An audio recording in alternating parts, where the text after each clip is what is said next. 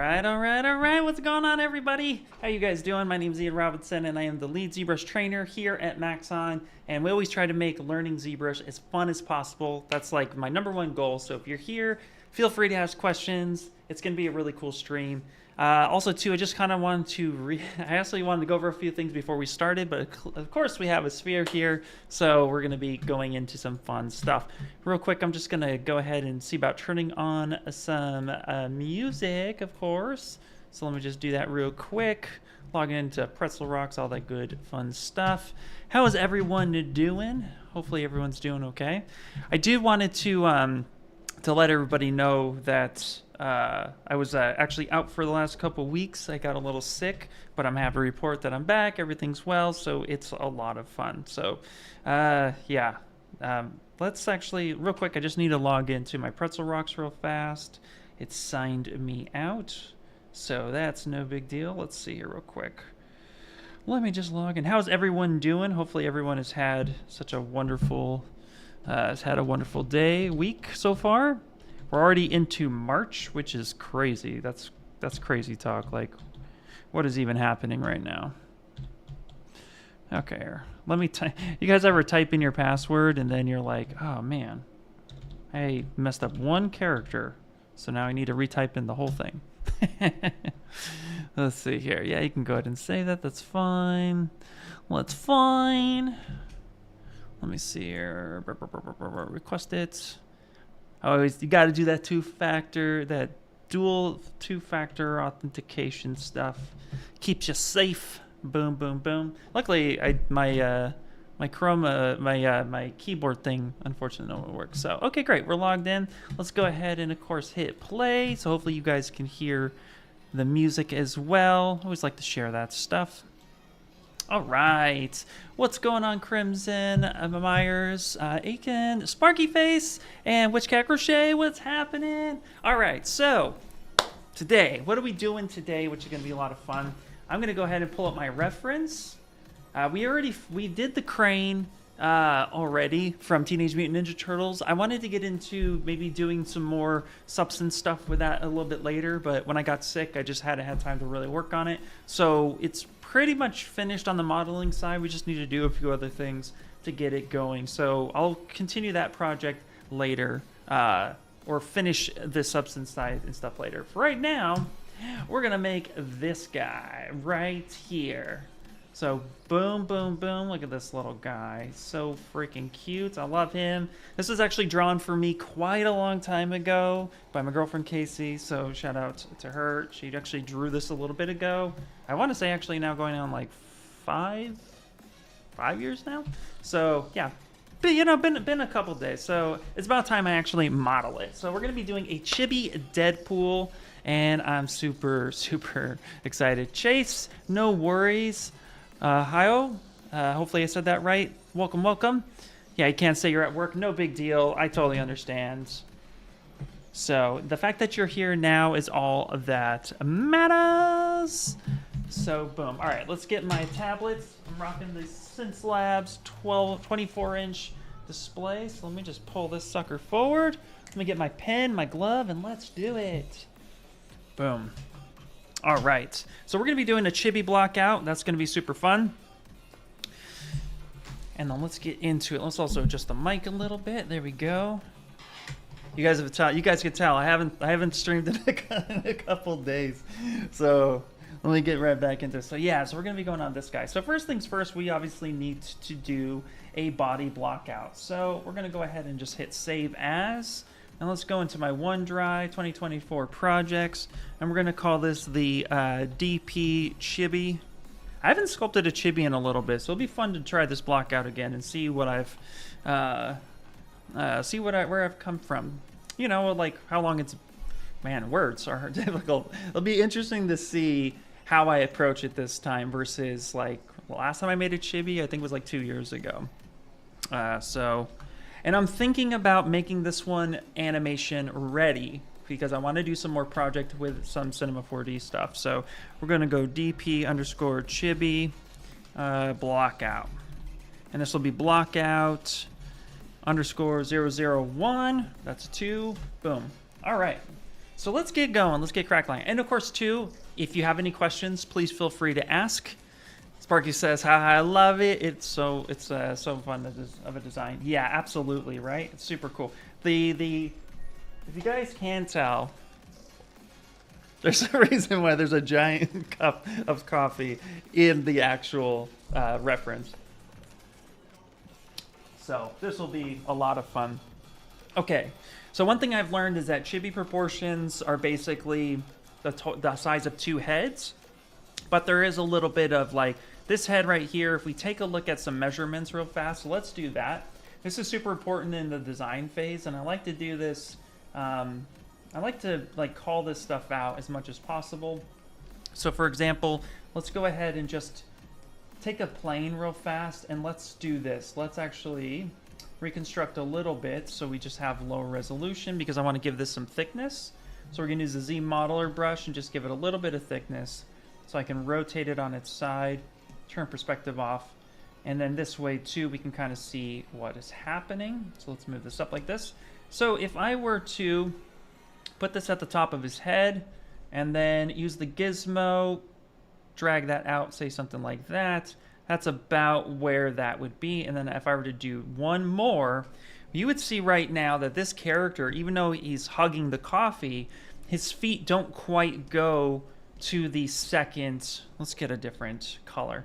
So, oh, I zoomed in on here. Let's move that back. So if we were to line up the line from here to here, you could see that this is about one head size. So it's about one head. It's a little bit, there's some spacing and stuff involved, but that's about one head size. So if we were to, we can back this up one more time, of course.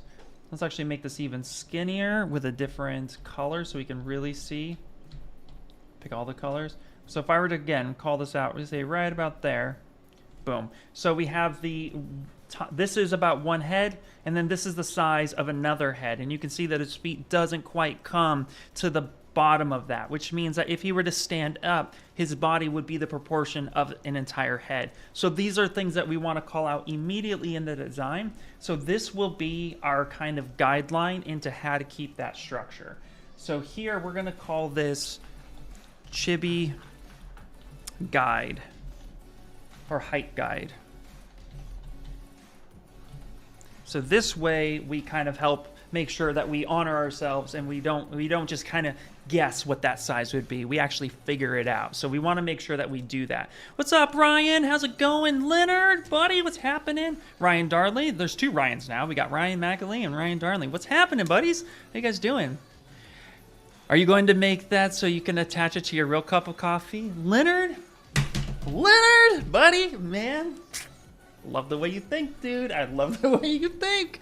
Of course, man, absolutely. Of course we have to do that. I want to make an animation ready one, but then of course we got to hook it up for that. Dude, everybody, Leonard gets 50 Maxon points. They're like the Gryffindor points. We're just going to hand them out like candy. Okay, so now that we have this, let's go ahead and... Now what I like to do, of course, is... Let's actually shrink this down like this.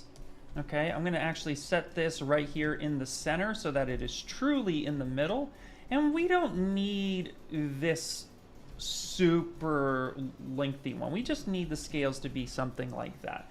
So we're going to hide this guy though, of course. And we're going to duplicate this and we're going to put this down below. And this, of course, will be the DP head. So let's go ahead and do that. Now, what's fun is, of course, that we want to kind of get a little bit of an anime style head going on here. So we're going to kind of just give ourselves a little bit of play. He has such a round head. So what we're going to do is we're going to control copy this. I'm going to go ahead and just do the blockout method. And that's a huge shout out, of course, to my mentor and old teacher and friend, Shane Olson. Taught me how to do this a long time ago. Super fun. So now, of course, we want to make sure he has nice big cheeks and a nice big forehead. So we're going to really honor this by pushing this in. And this material is the not so good material to see. So, and you know, we could just turn off the lines if we wanted to.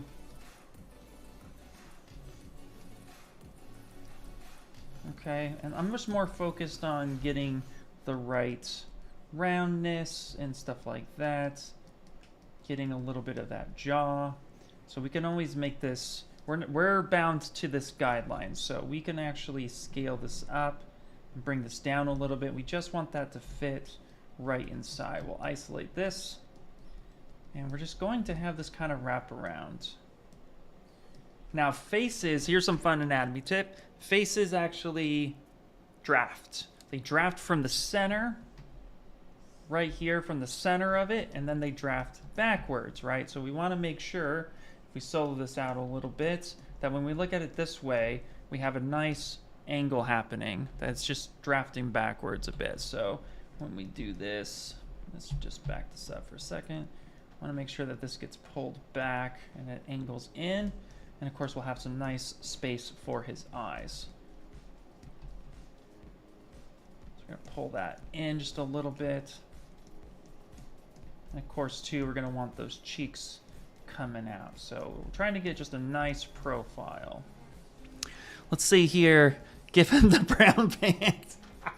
Yes. What's up, Travis? How you doing? What is up?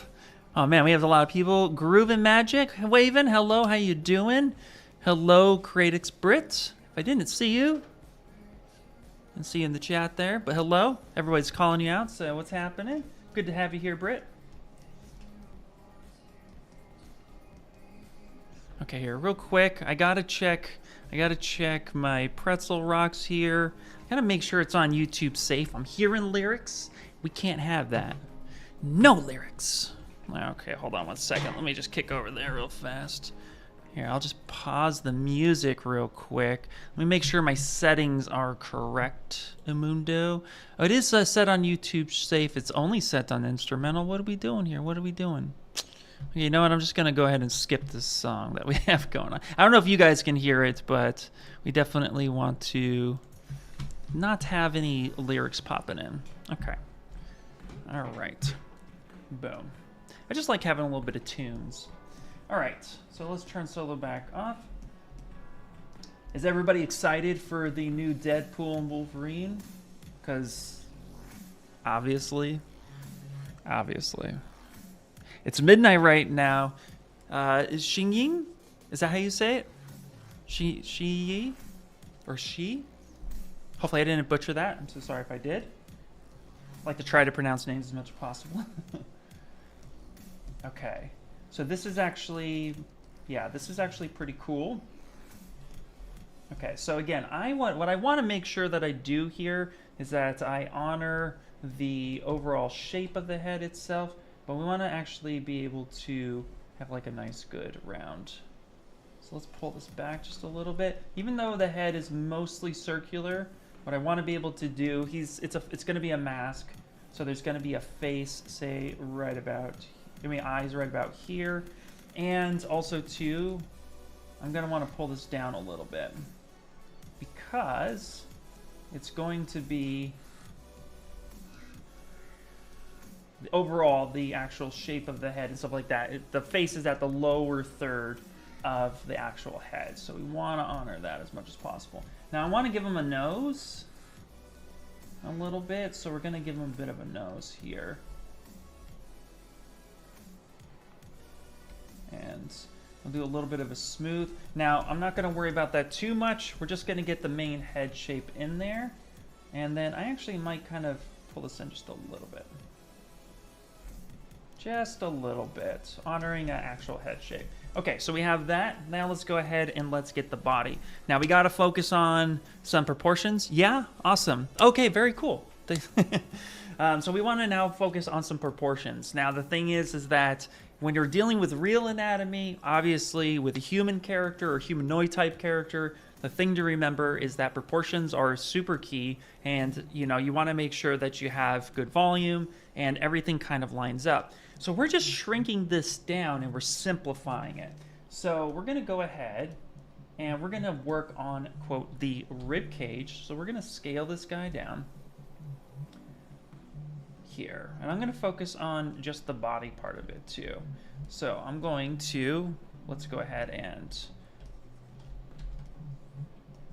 this is actually, Okay, now what we need to do, I'm smoothing and nothing's happening. If you are working on your model and you're smoothing or you're trying to sculpt and nothing's happening, and you see that I have a reference up here, what this indicates is actually that under samples, we have spotlight projection turned on.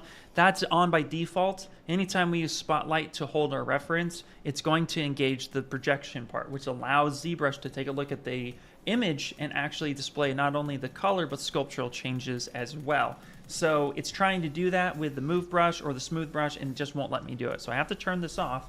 And now when I turn that off and I start smoothing, boom, there you go. It was able to do it. So with that turned on, I wasn't able to do anything with the smooth because it's protecting from the sculptural element. So we're going to go ahead and just do a light, smooth, relax. So I'm pressing shift for the smooth, start smoothing, and then I let go and it relaxes it and gives me a little bit more of a warp. So, and now we're going to go ahead and we're going to use Move Infinite, and we're going to get kind of a teardrop shape for the body. And the reason why I'm using Move Infinite is I want to infinitely make sure that it's equal on one side to another. So that's going to grab all the way through the model. Matthew says, by the way, the ZBrush gloves I got from you last year are good quality, better than the Wacom ones. Oh, wow. Awesome. I'm glad you guys love them. We're going to have, if you guys are going to be at events like NAB, I'm going to be at GDC, so I'm going to see if I can grab a pack of gloves and come up to GDC. And if you see me walking around or at the Sense Labs booth or at the Dell booth, that's March 18th through the 22nd, so in 2 weeks' time.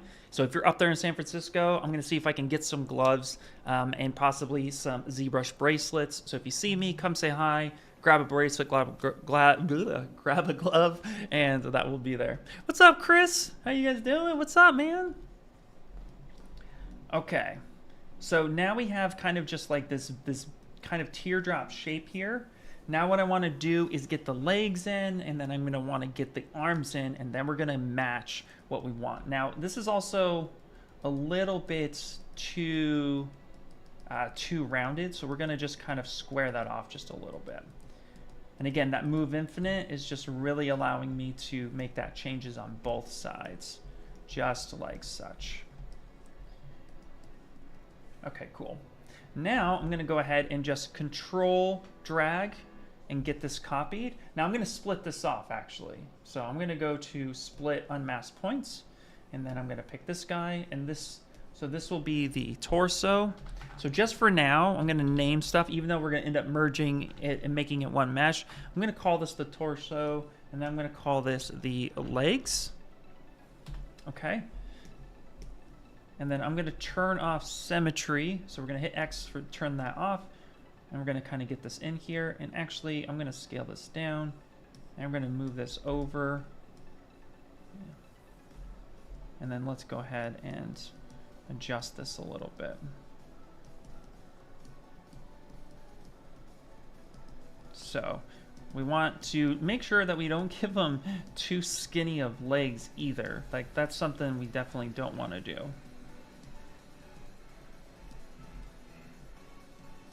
There we go. Hey, what's up, Chris? How you doing? Yeah, so if you're going to be at GDC coming up, I'm going to see about getting some gloves. Some of these ZBrush gloves, because I have a couple. So I might be able to bring a few. Let me see what I can do. So this is me saying, hopefully, maybe. So yeah, if you're at GDC, let me know.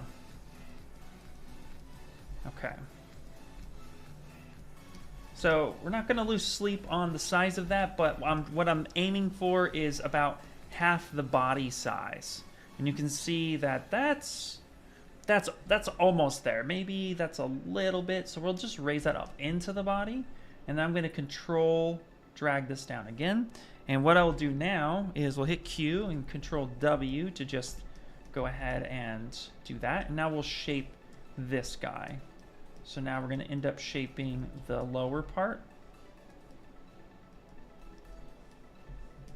And I'm not going to worry about too many proportions, but here's the thing. I definitely want to make sure that we at least have some accuracy with the way the leg flows. So I don't have an écrochet here. However, we do have one built in ZBrush. So if we come up here to Tool and we go ahead and grab this anatomy model. So even if you're doing stylized, don't be afraid to reference real anatomy.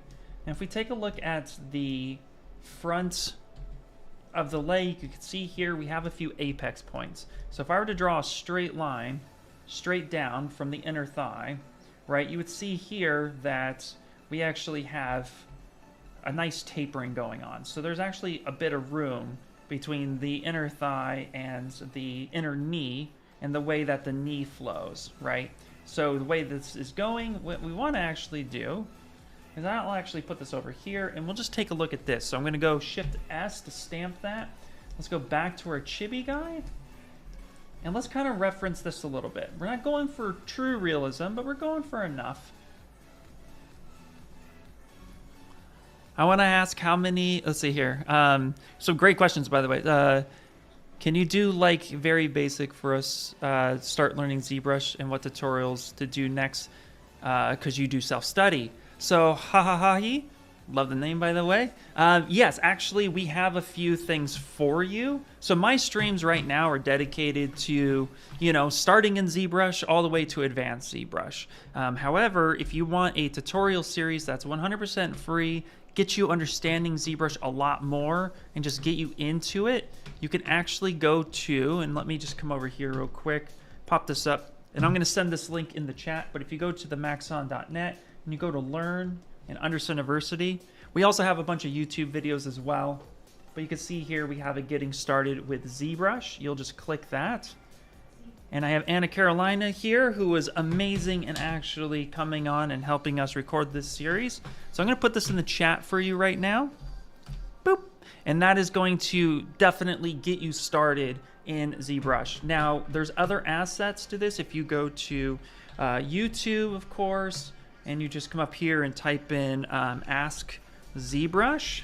This is a long-standing series that we're looking to get into another actual season of. We haven't done a season in a little bit, just because of the transition and everything that's been happening at Maxon. You know, it's been very fun trying to get things organized in a way. So we want to come up with a new series. So here is a Ask ZBrush series. If you got specific questions, there's over 500 videos so far, so a lot of information on how to get started quick, fast, and in a hurry within ZBrush. So you got Cineversity, the Getting Started series, as well as this. Yep, yeah, you also have Michael Pavlovich on YouTube. There's so many great people on there. So even I'm not as active on my YouTube as much anymore since I started working for Maxon. So the majority of tutorials that happen on Maxon side now is under my team. So my personal YouTube has not been active in a while, but some of my stuff ended up on Cineversity as well, like how to make a cam view and some other stuff, and also some PolyGroup it techniques. So, but you can always ask me as well. I'm here to help. Okay, great. Okay, so. But those are all super perfect for getting started and learning, which is the most important part, because we all got to start somewhere. And I'm like you, I'm a self learner for the majority of it until I ended up going under Shane Olson. Actually, my first teacher was that I picked up. I self-taught for about a couple years, and then the first official teacher I went and I looked at was actually Dave Igo, and Dave was super amazing. Yeah, super awesome dude. But then I ended up like needing help with my artistry, and then that's when I reached out to Shane. So, you know, sometimes a mentorship can be very helpful and beneficial, of course. So, but if you're self-learning, you can do a lot with the videos we provide, and we try to make them as easy and user-friendly as possible. So those are really great and highly recommend. There's also ZBrush Live, so just like this, there's more than just me on here. There's a ton of artists. We got Ashley Adams, we have Shane Olson, Michael Pavlovich, we have Pablo Munoz, we have Eric Keller, we have Arik Morgan, we have just a ton of people on the list. Sorry if I didn't, there's a bunch on there, but you can actually just follow this channel and just hit that bell notification anytime we go live. You can see a ton of artists on there. There's just so many people. It's amazing. Actually, Tamal Whittleblock, he just went live last night. He does jewelry. So if you're into making jewelry, then that is definitely something I recommend as well. So a lot of fun stuff. All right. Okay, so here's something to really point out too, is that legs taper backwards. Legs are never like straight up and down. They actually kind of taper backwards. Think of yourself as like you're kind of falling when you're walking, but you're catching yourself. And legs always have just a little bit of like a taper back a bit, just because of the way it is. Like it's very interesting the way you design. Like I've designed legs to be really straight and then they just end up looking wrong. So I give my legs just a little bit of a taper back, just something that's just a little bit. And that's usually enough information to get me in my leg correctly.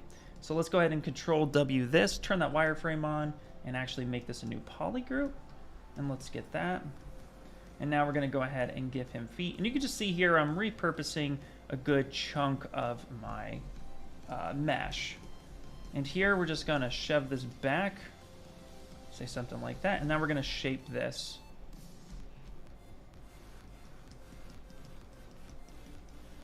Just get like a halfway decent foot on here.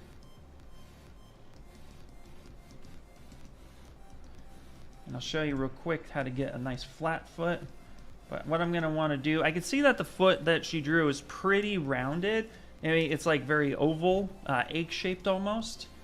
But what I'm going to do to make it 3D a little bit is just kind of give it a little bit of an arch. Just a teeny bit of an arch. Nothing too complicated. I don't want to overdo it, but I want a little bit more of what the foot should be like. Say something like that. And then we're going to go ahead and take the clip curve, and we're just going to grab the clip curve. So Control Shift together, grab this and slam that down to the ground, which will get that nice and flat. I'll give it a little bit of a smooth. Yeah, something like this. And then for this backside, what we're going to do is we're going to start pulling this in just a little bit. All right, I look away for a few seconds and boom, we got some stuff. Okay, here. I want to ask how many times it would take. Oh, that was the next. How many times would what take? The sculpt itself? It depends. For however long. Honestly, when you're starting out, it doesn't matter how long it takes. That's the real answer. It's not going to matter how long it takes. However, at the end of the day, the thing I want you guys to remember is that when you're just practicing and you're getting in there, it's about quality, not quantity. You know, you're going to have a lot of time figuring out what to do right and what to do wrong.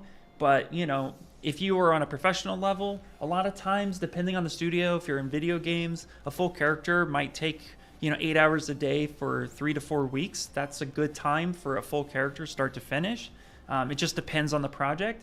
When I worked at Funko, so if you don't know, I used to work at Funko and I used to make pop digital and actual physical pops.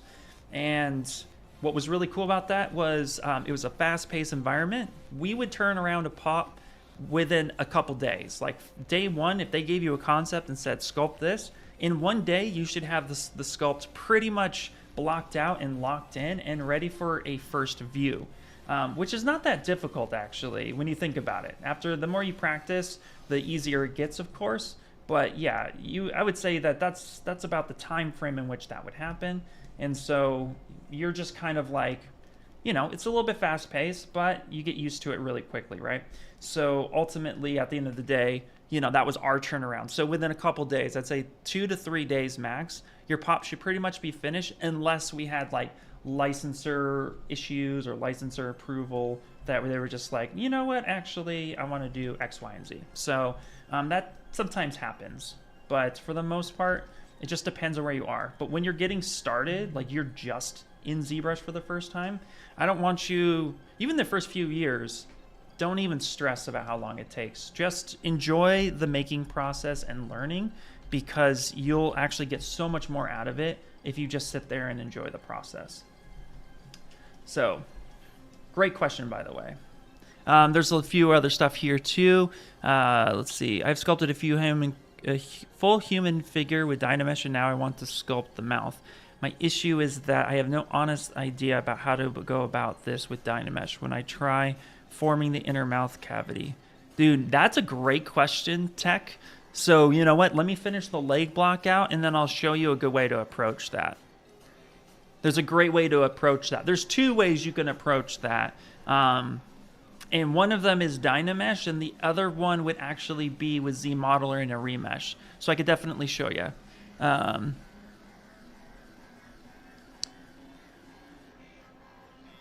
Yeah. So let me go ahead and get into that.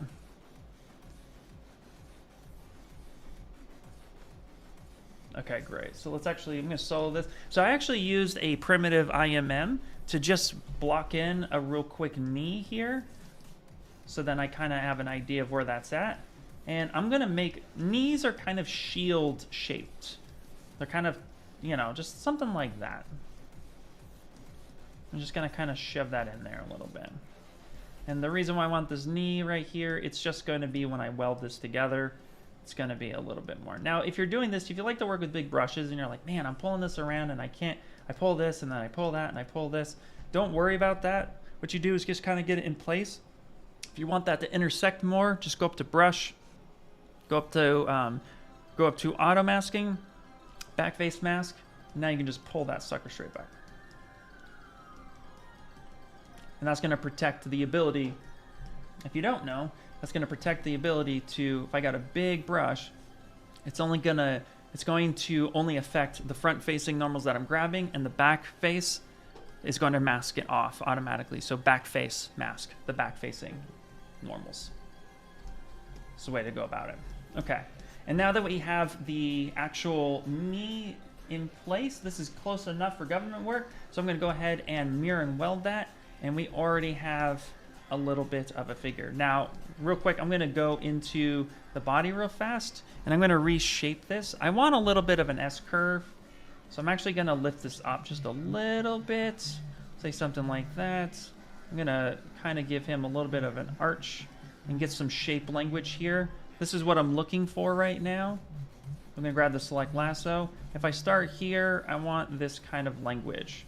It's an S-curve, and that's the language that I would like to see. So you can see that we have a little bit of that happening. It's not exaggerated a lot, but it's enough to let me know that I'm in the right direction. So I will gladly take this. Now he's Deadpool, so of course he's a little bit fit, right? So we don't want to make him too skinny, and we don't want to make him super chunky, but he is a chibi, so we can give him a little bit of a cute belly. Say something like that, you know, and we can give him a little bit of a arch like that. And let's go ahead and hit save. Now let's go to the how to make a mouth part real fast. So let's do this. So we got this guy up here. I'm going to go ahead and just hide this over here, and I'm actually going to close this up, and let's just move our little chibi guy right over here. And now let's see what can I use real fast. You know, I'm just going to show you on a sphere. I don't want to open up another project. Let me actually take this head. Real quick. I'm just going to duplicate it real fast. We'll solo this out. And let me just show you on here, for example. So let me weld this together so it's fully DynaMeshed.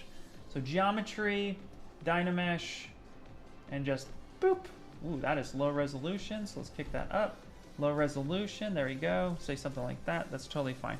Okay, and let me just sculpt in real quickly where an eye would be. Just so we can tell that it's some sort of head, right? Okay. Now, there's a couple ways you can approach doing a mouth inside of ZBrush. Okay, and this is actually might be better where now I'm going to go ahead and do this. So if you want to create a mouth in ZBrush, there's a couple ways that you can go about doing this. DynaMesh, here's the thing about DynaMesh, is that the point in which, if I have this point out here, it's designed to weld, and it's designed to make something watertight, meaning it's going to delete all the internal mesh and close any holes. So if I am having two surfaces that are very close together, like this, for example, very close together, at some point in time, the resolution is going to try to weld this together. And this is going to fight you the entire time, right? And the closer this gets, the more that bounds. And then you're stuck trying to rip this apart. So what I actually recommend, if you're going to do it with DynaMesh, is that you start the mouth cavity with an open mouth. and then you ZRemesh it and get to some mesh that you're not working with DynaMesh. So for example here, if I wanted to do a mouth, let me take the clay buildup, and I'm gonna go ahead and just start like kind of popping a hole in here. And I'm gonna just really open this up. Say something like this.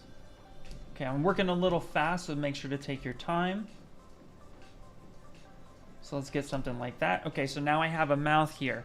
Now something to note is that in animation and in games, you have what's called a mouth bag. And that is where you actually pop a hole down the throat a little bit, and the mesh ultimately comes to an end, but it's deep enough that you can't see it, and it looks like the actual character has a hole where they can eat food and swallow, right? Well, that's really hard to do with DynaMesh. So the way I prefer to do that is actually with ZModeler. So first you would get something like this, and then you would want to ZRemesh this. So in this case, I'm gonna show you my kind of go-to method, is that I start with a relatively high, so 10, 15, maybe 20 polygons, because this is based in thousands. And if we look up here at the top, I actually have 35,000 active points. That's pretty low for what we're going for. So what we're going to do is we're actually going to kick this up just a little bit so that the resolution change isn't drastic. I'm going to say keep groups, but I'm going to smooth groups down to 0. Now, it's not to keep these groups here. It's actually to prevent what appears to be too much smoothing or shrinkage. When you get really low vertices, you're going to get a little bit of smoothing happening to the normal, and that's going to appear as if your mesh is shrinking, and you don't want that. So you're going to go ahead and just hit smooth. You're going to hit keep groups with smooth groups down to 0. It's going to prevent that from smoothing too much. And then I like to take adaptives turned on, but adaptive size really far down, like 0, 1, maybe 5 max. This is going to allow the quads, when you hit ZRemesh, to actually stay even instead of adapting to the mesh. So basically here, as it starts coming up, you might get a big quad, and then as it hits smaller details, it's going to go small quad, small quad, small quad. I want even topology because I want to use it for Z-remeshing. So I'm going to say, okay, let's go ahead and do that. And then if you have a lot of detail, it's okay to go ahead and come up here at the top and actually hold Control and stamp a little history marker to preserve that detail. But if you're actually making the mesh to be nice and clean, and you don't have a lot of detail, then you're just trying to get main shapes, then this part's not necessary. Just depends on what you're trying to achieve. And then we're going to go ahead and hit ZRemesher. And then I'm going to take a sip of water, then coffee. There we go. So we actually have a pretty good mesh here. This is actually easy enough to work on, but we got a couple errors up here. So we're going to go half, and we're going to try that again. And that's not too bad. That's starting to look pretty good. Okay, so we could try one more time, see how low we can go. There we go. That's looking pretty good. And we actually have some nice nice ring happening here. Now notice this is stretching up here just a little bit. So instead, we can actually pull up a ZRemesher guide, and we can say, you know what, we really want the edge flow to happen like this. So let's actually do it on this side here. I like this. So then we're going to hit same, and we're going to see if we can correct that a little bit. All right, that's good enough for what we want. Now that you have a Z-remeshed face, this is where, of course, you can actually start making the mouth bag really simple. And I feel like I have to sneeze, so 1 second. Okay. It went away. That's like the worst. Like, just sneeze. Okay, so now that I have this, now I want to make this mouth bag. And so what I'm going to do is I'm actually going to, with the ZModeler, I'm going to press Alt, and I'm going to tap some areas in which I want this to actually be the hole for the throat. All right, so I'm going to grab all that. And now I'm going to go ahead and I'm going to extrude this back, but I'm going to use QMesh with PolyGroup Sol, and I'm going to go ahead and start dragging this back. I'm going to do this a few times to say something like that. I'm going to pop that in there. Now, here's the real cool trick about this, okay? Is that I'm actually going to, with polygroups, because we now have polygroups in there, I'm going to press Shift and Control, and I'm going to grab these 2 polygroups. And the way you do that is if you want to grab 2 polygroups with the same click, you just click the vertice between the 2 polygroups. So let's really get in there. So that's Shift and Control and tap boop right there, and that actually keeps that. And now what we can do okay, is we can actually come in here, and I do this. I go to display properties, and I say double so I can see what's going on. And now I'm going to take the move brush. I'm going to start pulling this back and down. Okay, now I can absolutely, let's make sure we have symmetry turned on. We do. So I'm going to pull this back and down. Say something like this. Okay. Now I can, of course, come in here, mask this side, and then just do a little bit of a smooth relax. Kind of get this in there like such. And that's going to go something like that. And then what I'm going to do is I'm going to ZRemesh this. And I'm going to go ahead and say, let's keep the same, because we added some topology. Now we do have a little bit of peeking through there. We can just smooth that. I'm going to say, go ahead and keep the same. I'm going to ZRemesh that. And now that's going to create this. So now what's going to happen is I'm going to go ahead and just hit render.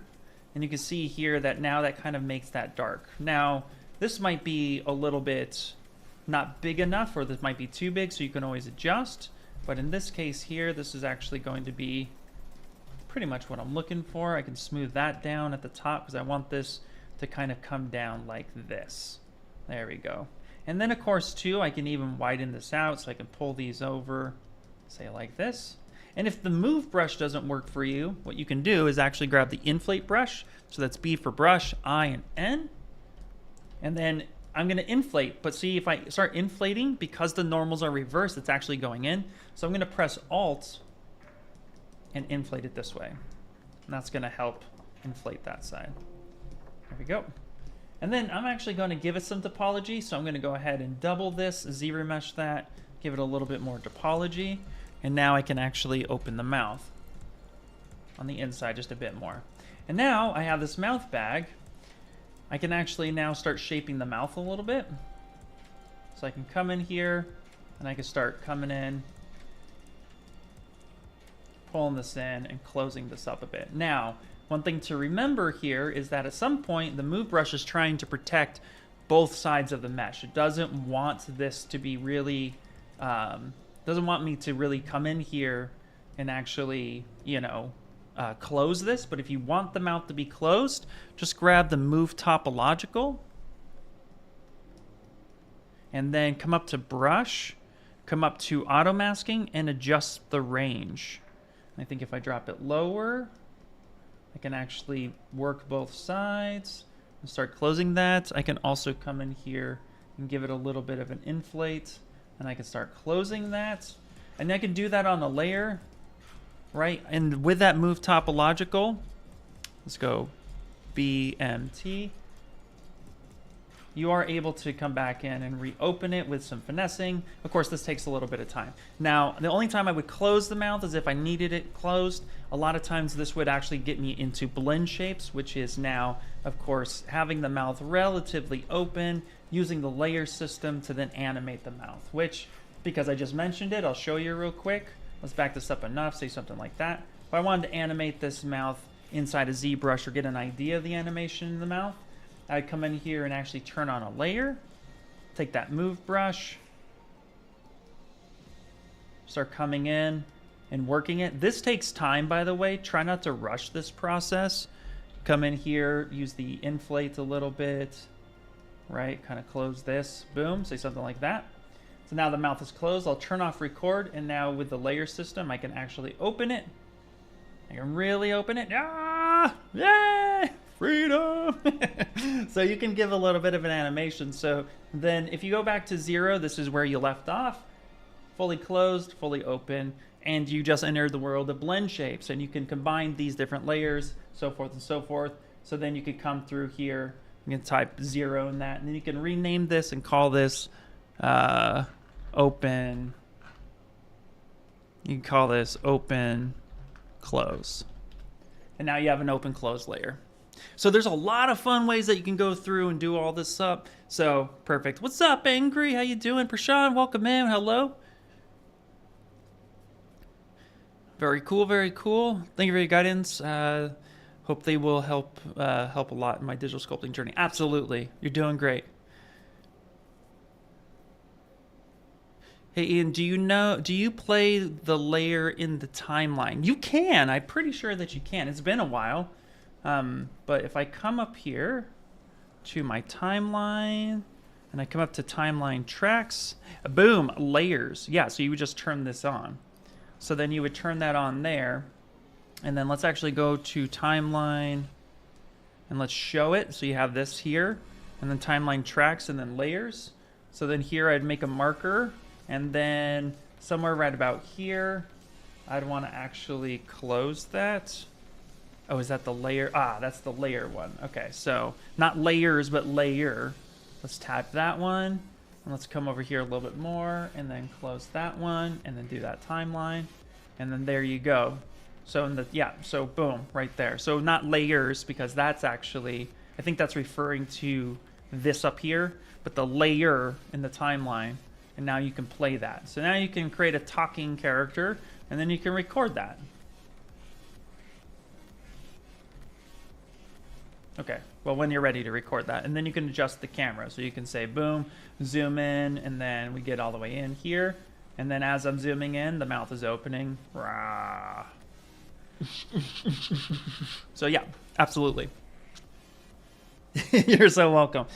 What's up, Sheriff? How you doing? Awesome, awesome. So yeah, absolutely. So that's how you would go about doing that. And of course, I'm just going to go ahead and just remove these guys here. So I'm just going to remove that. I don't need those timelines. All right, great. So hopefully that answered your question. That's how I would approach making a mouth bag in ZBrush.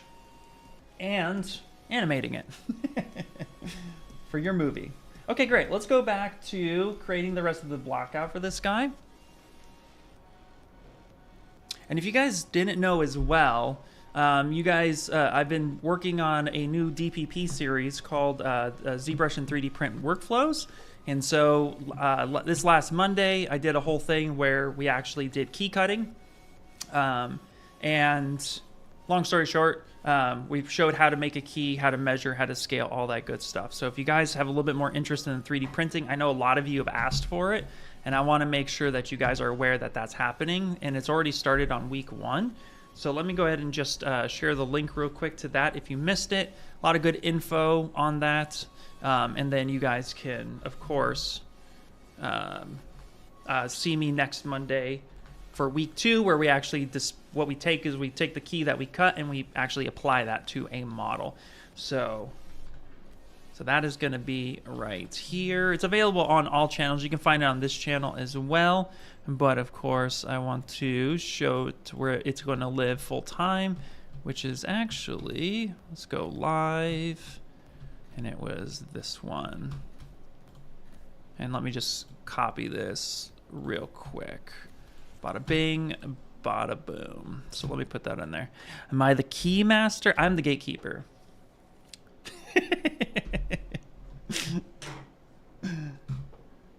Can you export the animation open in Cinema? Crazy Alexander, I don't think you can do that here. I'm not sure, actually. I've not attempted that. I don't think so, but you can make animations in Cinema. So, and there's like a whole series on that as well. I'm not sure if that works that way. I'd have to try it and get back to you, is what I'm saying. That would be more for definitely like, that would definitely be more for like just the recording itself. However, in the layer system, if you come here to layers, down at the bottom, we do have an import and record deformation animation. So you might be able to take the layers. I'll have to play with that in Cinema 4D specifically, because I'm not sure. I don't know Cinema 4D enough to answer that question, but I do know that we do support the import and export of these MDD file types. So you might be able to use the blend shapes in Cinema 4D. I'd have to play with that and get back to you on it, but I know that works well with Maya, so I'll have to see. Right, Leonard?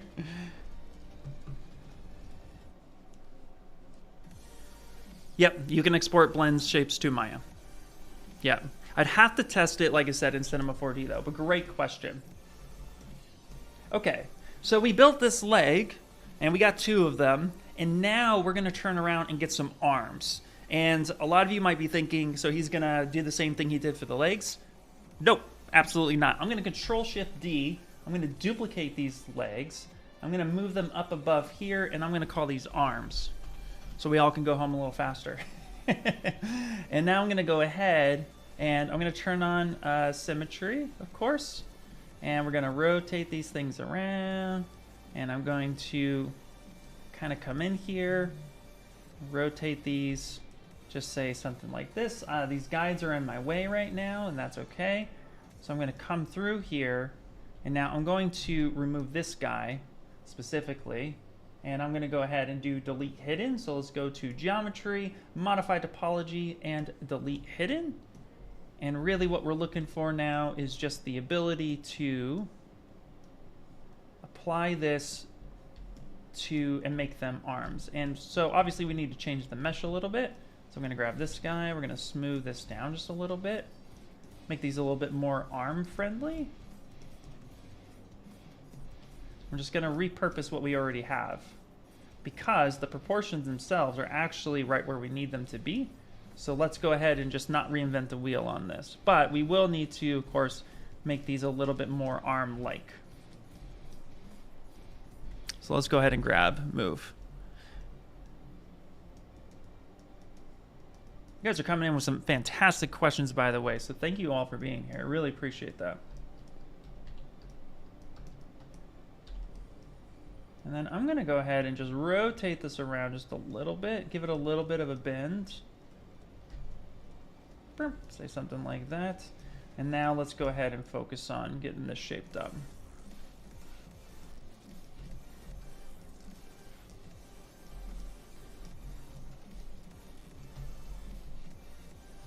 Okay, if you guys ever run into this, so I'm using the select lasso, and this happens a lot, and that's because of the select lasso. If you select the edge, it's going to clear that whole edge. So a lot of times when I'm zoomed out here, I might click that, or I might end up accidentally clicking the edge part. So a little trick for you is just select the part that you want and Control-Shift-A, and that will pretty much solve that problem for you.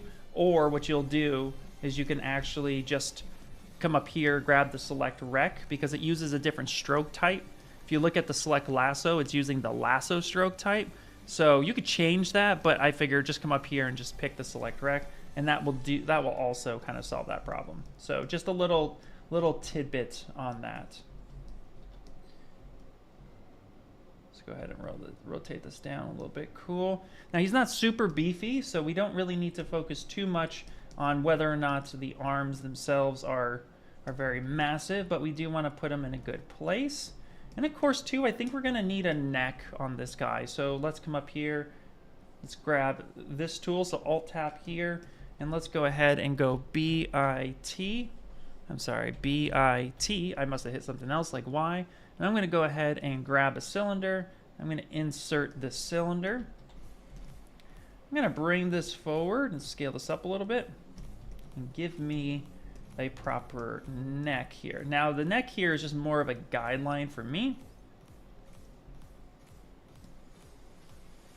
So I know that the placement is pretty good, but he has absolutely no collarbone, no shoulders whatsoever, right? So we need to kind of like flare this out a little bit more and give him a little bit more of like some anatomy, right? Let's come in and let's do that. I'm also going to clear that guy. Let's actually pull this up over here. There we go. And I'm going to just make sure that's a different poly group. I like to make sure my poly groups are drastically different from each other. Okay, there we go. Let's click this one, and then I'm just going to do a little bit of a rotate here. So I'm going to rotate this around just a bit, maybe pull that down, just so that the elbow is actually facing in the correct way, or more correct than it typically is. All right, here we got a question. Is it true that with the Gizmo, if you scale it from the center with sustained control, it makes it inflate? Ooh, that's a great question, L. Renderman. Great question, and you are correct with that. So if you go to the Gizmo, in 2024, it doesn't matter if you are in classic transpose or regular transpose. If you're not in 2024, you're in prior versions, it's just the transpose. And there is a difference between the two. It's very subtle, and I'll show those in a minute if you'd like.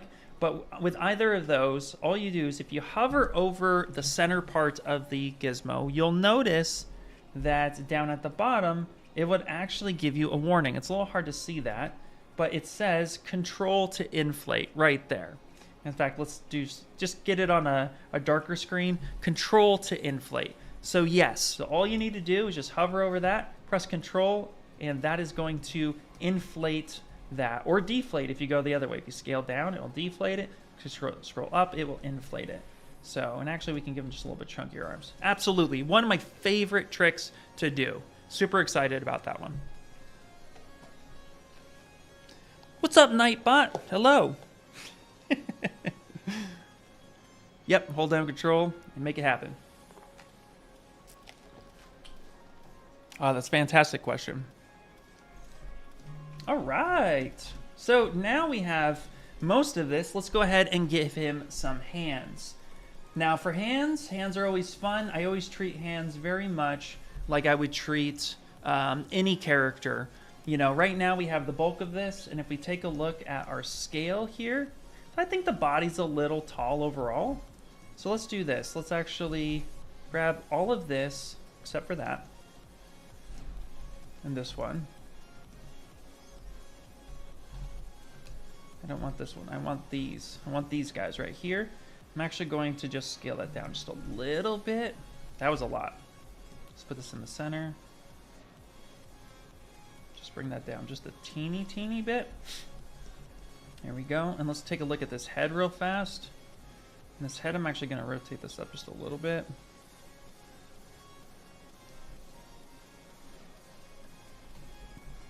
And let's set that, say...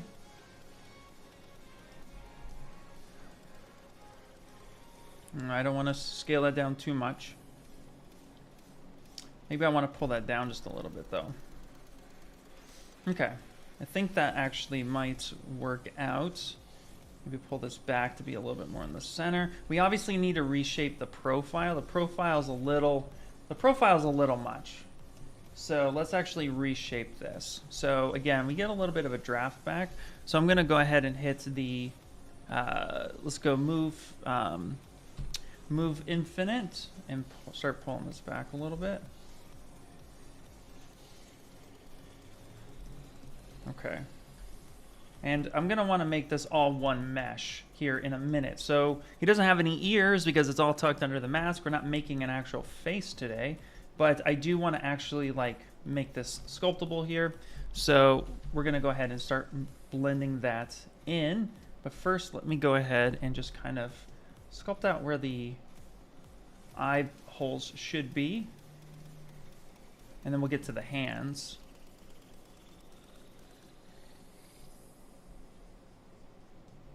This will help me identify like the forehead area, stuff like that. Do a little bit of a reshape. So just rough sculpting, rough, you know, rough spots here real quick. Kind of get that in there. There we go. And let's actually blend all this together. So I'm going to go geometry, DynaMesh. We knew that the resolution was a little small. Now the resolution's a little small. And this is something I want to call out here.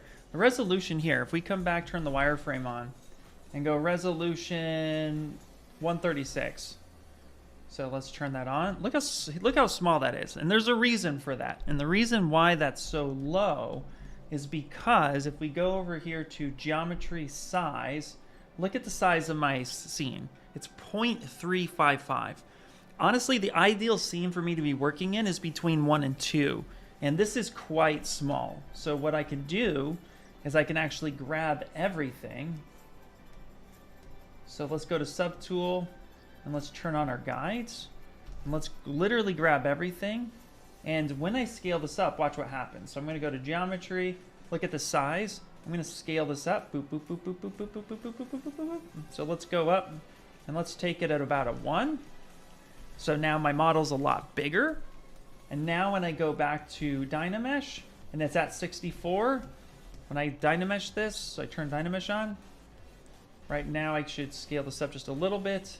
And there we go. I don't have to go as much. What did I say? 184? So now it's not as aggressive at that point. So the whole scene itself. Now I said the ideal that I like to work in is about 2. So I can actually go up a little bit more. So now it's at 184. Let's make this at about a 2. I'm going to re-DynaMesh that.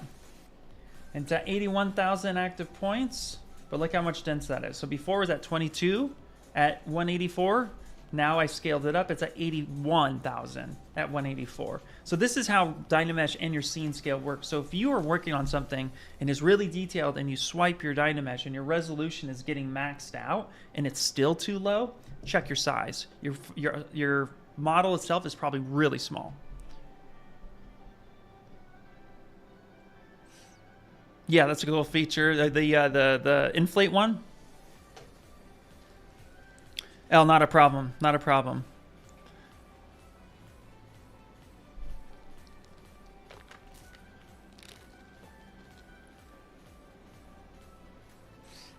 Yeah, you use blend shapes to Maya from ZBrush all the time? Absolutely. Yeah, that's what the MDD file was for. Absolutely. Okay.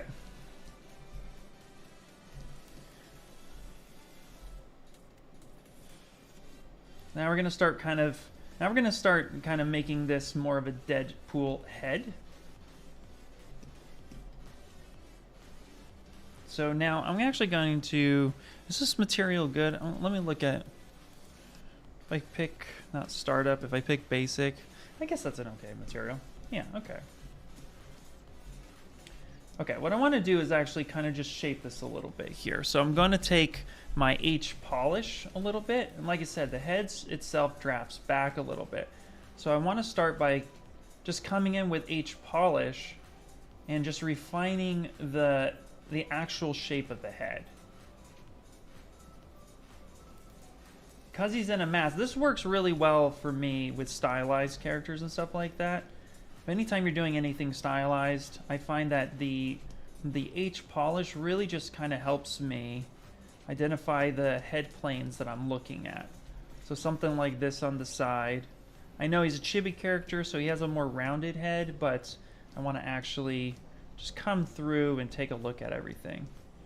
So, and then I'll use the move brush to make some subtle changes. All right, say something like that. Now it's Deadpool here, so let's make him look a little bit like Deadpool. So let's grab our little snake hook brush here. I'm going to come here at the top. I'm going to just go ahead and immediately just kind of pull out that little tail that he has. Re-DynaMesh that immediately.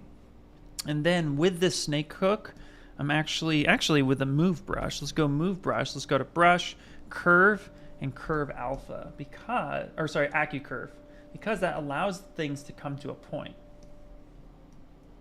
And I want that to be a little bit more of a point and more down this way. There we go. So again, that's brush, curve, AccuCurve. That makes things come to a point. So without it, if I do this, it's very round. But if I come here, AccuCurve, it's very sharp. This is also a really good way to make those nice, sharp, pointy things. You know, the nice, sharp, pointy things, the very technical term.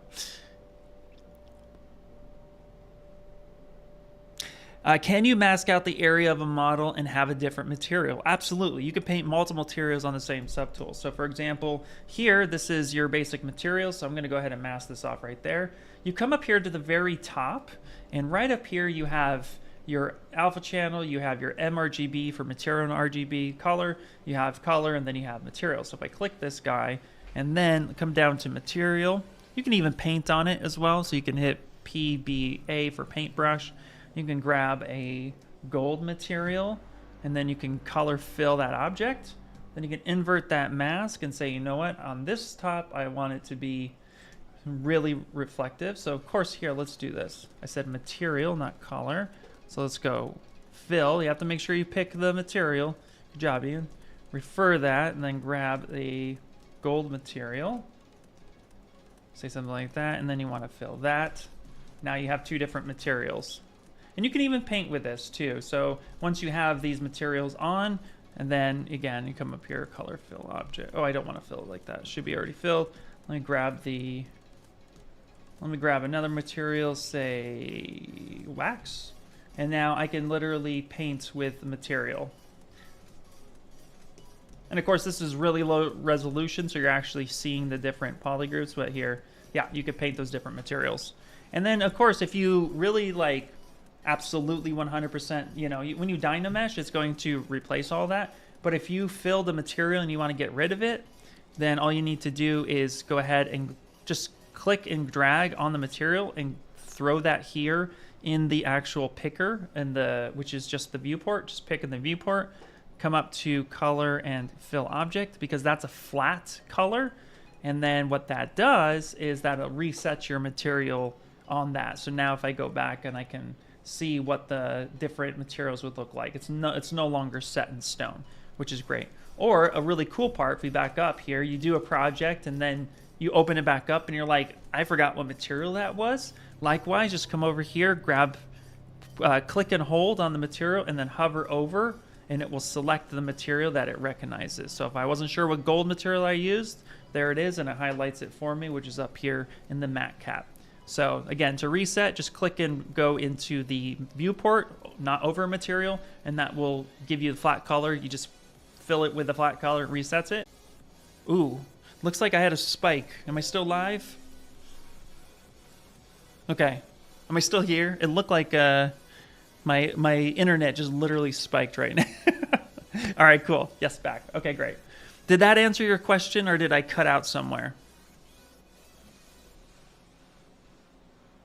Sharp pointy things. I think this is something that Deadpool was saying. Yep. Okay, great. It was a small hiccup? Okay, great. Okay. Yay. All right, perfect. Well, I was answering a material question. Did that come through okay as well?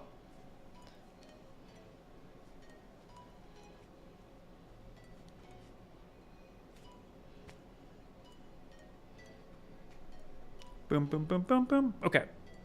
Yep. Awesome. Sweet. All right. So let's continue through here. And again, I'm just going to be reshaping this just a little bit to my liking. Just get that nice little, look and feel. Now I'm going to pick a softer alpha. So I'm going to pick alpha 18. And I'm just going to go ahead here and just reshape this head to something that I like.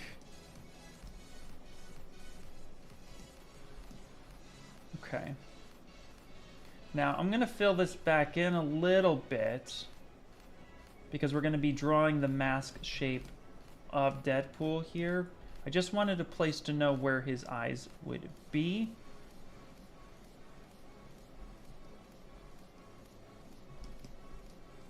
So let's pull this in just a little bit more.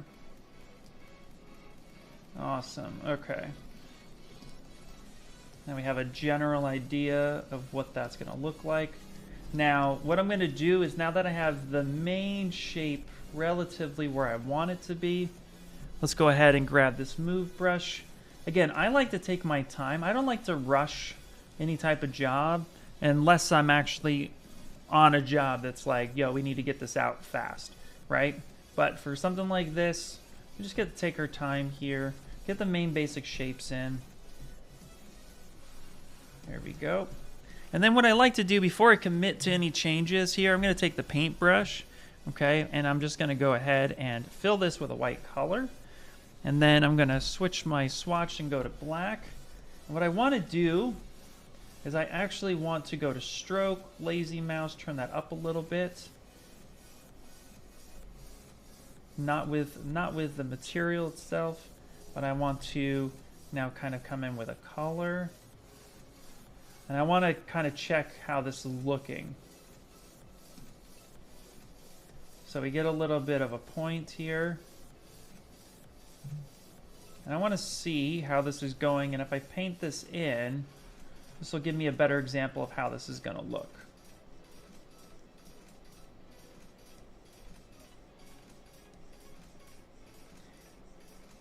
So I'll just fill this in real quick. All right. Now let's go ahead and hit save. It auto-saved right now, so let's go ahead and do that.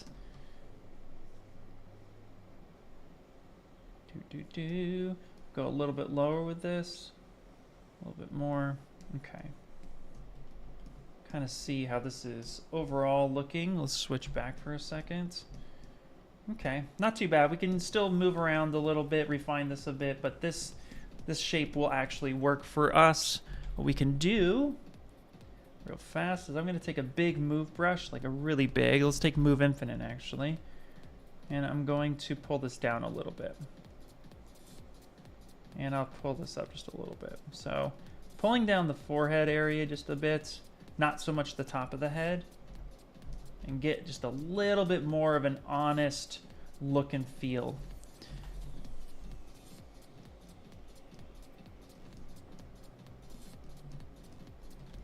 Okay, that gives me a nice temporary idea of what that's going to be. That should be close enough for what we want.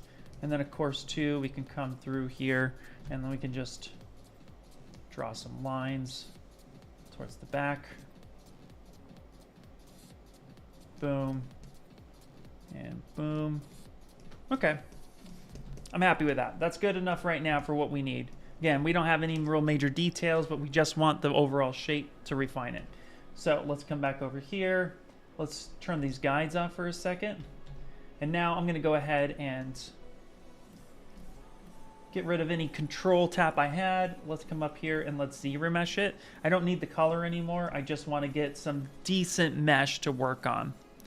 What's up, Patrick? Dude, what's happening, man? Everybody, Patrick 4D, you guys got to say what's up to Patrick. Patrick, dude, if you love food, Patrick 4D is the man. Go check him out. He also is a live streamer. Super awesome. The chef, according to Pablo Munoz. Hey, not a lie there. Not a lie there. All right, let's go ahead and let's go to ZRemesher. And again, we have about 86,000 total active points. So that's actually, you know, that's relatively low, but we are going to go a little bit lower than that and keep it super loose and nice and stylized. And then we can go with the hands. And then from there, we can start welding things together and finalize that stuff. So let's come in here, and we don't really need to worry about polygroups so much, but we will still do the keep groups, smooth groups down to 0. I'm going to kick this up to about 20 on the 20,000. So that's going to be about a fourth of the total topology that's up there, maybe a little bit more. Adaptive size down. Let's make sure that we have symmetry turned on, and let's go ahead and ZRemesh this. And because we're going to be keeping this one will be for animation. I'm saying it now. You guys can hold me to it. Definitely going to be going for a, this thing's going to get animated at some point. Sooner rather than later. All right, and let's go ahead and go half. And let's drop this bad boy down.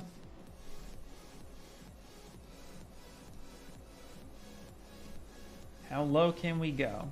Okay, so we have a pretty low shape of just 1,294 points. So that's pretty low. That's okay. That's what I actually wanted. We don't need RGB on that. Just gonna do a nice smooth relax. We're just gonna focus on getting the profile looking pretty good. All right. And again, chibis have nice big round heads, so I'm not gonna worry about actually giving him too much of a crazy skull. All right, let's go into the hands. What I'm going to do first is hit D for dynamic and get everything kind of smooth on that. Also, too, we need to give him just a little bit more of a bootay. I noticed that he's a little bit lacking there. We can't have that. Cannot have that. Yep, he has to go just a little bit more. So we need to have just a little bit more here. So we'll tuck them in just a bit. There we go. Boom. Trying to bring that down. There we go. Yeah, it's a little bit better. There we go. Let's grab this. There we go. And let's actually bring this in just a smidget. There we go. Perfect. All right. So we're getting a pretty good block out here. So let's go ahead and hit save.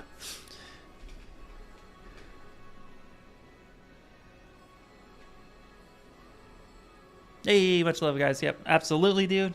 And I have to snap a cylinder to the center of another cylinder. Is that possible? Yes, that is absolutely possible. And I'll show you the easiest way to do it.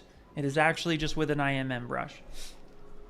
So easiest way to go about doing it is to actually, if you have another cylinder, so let me go ahead and just hit save on this one more time. Let's stick him over here. Before we get to the hands, Shift S, stamp them. Let's actually come here. We have a cylinder, and I want to go ahead and make sure that's make Polymesh 3D. Okay, I got a cylinder. Now I need to snap another cylinder to it. The thing to do is, when you have our IMM primitive, so B, I, and then T, and I have my insert cylinder, to snap it to one cylinder to another, you can actually just work off that vertice, and that is truly snapped to that size. Now there is an older plugin that you can download. It is IMM draw size.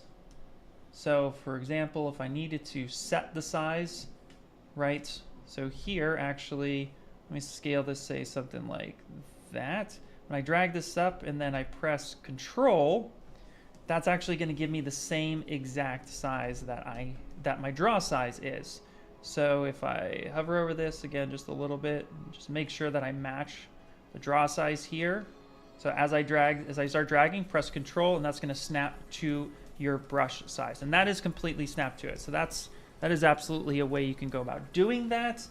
Now there is a new feature called an update called Contact, and let me see if I remember how to use that. We just came out with it, and it's been just a couple minutes since I played with it. The other thing too, real fast, is that there is a lining ability. So if you have if you have one subtool, so let's say you have this one over here, and I need to snap one to the other in a different size, or I need to line them up exactly, I can do that line up process by coming down to a line and just snapping these, and that this will align one to another, whichever one I have selected. So that's one way of doing it. The contact one, let me see if I remember it. If not, I know we have a video on it, and I can just point you to the video. So this one is new in 2024. So here, if I remember right, I think it's with a transpose.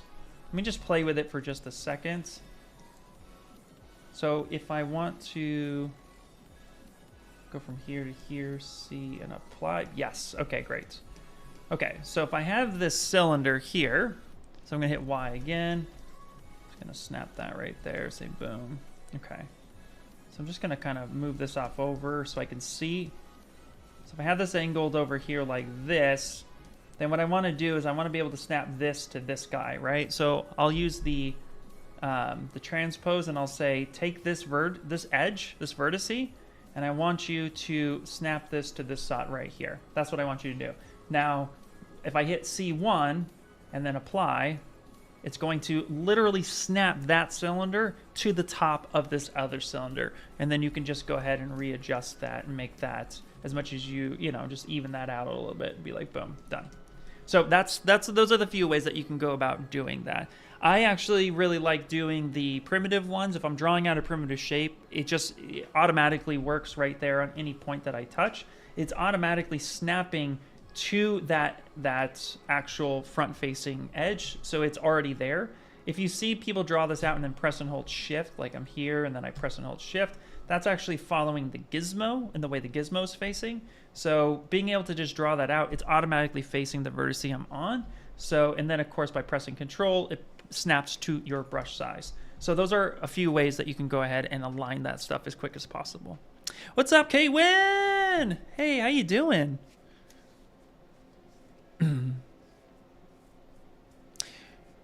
Will you ever do portfolio critiques or even shout outs?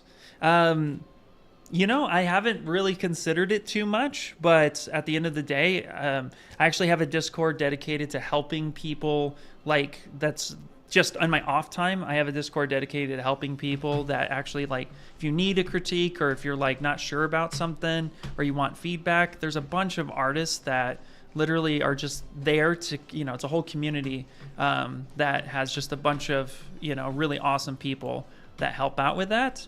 So if you want like my personal feedback on it, then you can always, with this link I'm going to drop in the chat right now, you can absolutely just send your stuff in there and be like, hey, can you give me a quick, you know, can you give this a quick look? you know, based on my availability, I can go in there and give a shot. But there's also a ton of really talented artists that are in there that would be more than happy to come in and help guide you as well. So it's very community driven.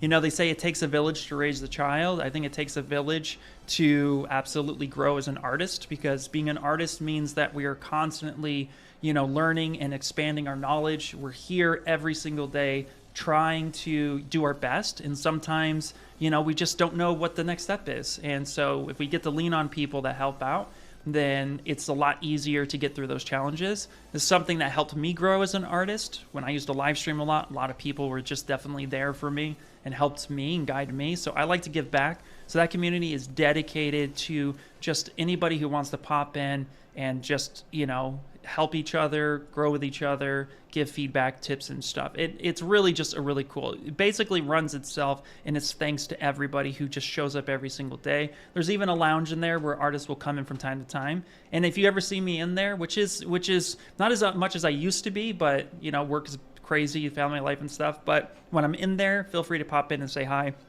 And then you can always tag me and stuff. So we also have, and then we also have an official ZBrush Discord as well. So if you need more specific ZBrush help, we have that here. I'll drop the link, and that was definitely something that you can pop in there and get a little bit more ZBrush feedback. But yeah, any one of those will be super helpful for you. All right, catch a ride. All right, so now let's do this. So what I'm gonna do before I make the hands, I want to merge the body and get the body one piece, and then we're gonna do the hands. So, and this basically turned into how to make a base mesh with Ian Robinson. So I'm gonna come in here, I'm gonna put things in a folder. So I'm gonna call this body, boop, right there. And I'm going to throw the arms and the legs in there, and then I'm going to go ahead and just merge the folder. So it's now this whole giant piece right here.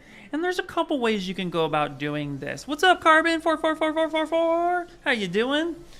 There's a couple ways to go about doing this. And one of the ways to go about doing this is to just subdivide it up and DynaMesh it. Which I do quite often, but a method that also works just as well and is actually now a very popular way of doing it is actually Remesh by union. And so if you have Remesh by union, everything's going to get stitched together pretty well. And so we're going to go with this method just for today to kind of show you a different way of doing it. And I'm going to go with smooth, and I'm actually going to turn on Sculptris Pro. And now we got to first find out what that actual, like if I start smoothing this out, you can see here it's going to start actually evening that topology, which is great. So I'm going to turn on symmetry. I'm going to hold shift and just kind of smooth these areas down. And this will help finish welding these points together. Say something like that. And the reason why we want to do this when you're using this method is because we might have generated some holes, and it's quite possible that those holes are not any friend of mine. So that's just going to cause complexity in the mesh, and you don't want that. So we're going to go ahead and just go with this approach. Anywhere that there was a stitch, just come in there and get that all nice, done, cleaned up. Boom, boom, boom. There we go. Yeah, it's close enough for what we need. Okay, great. Now, before we hit ZRemesh, here's something to remind you, is that we just used Sculptris and we just, quote, welded all these things, right? But you could have a hole somewhere, you could have floating topology there. So if you do, then what you want to do is actually, real quick, come up to Geometry, Modify Topology. You want to close your holes. You want to weld your points. And then from there, you do want to do a mesh integrity and make sure that that is fine. And that should generate 0 problems, but you never know. We're sculpting, things happen. So, and now from here, we're going to do the same thing, keep groups. Now, I'm going to simplify a few things. I'm going to go ahead and actually make it all one mesh, okay? And then I'm going to come in here, and we're going to use the mass lasso, and I'm going to make my own polygroups this time.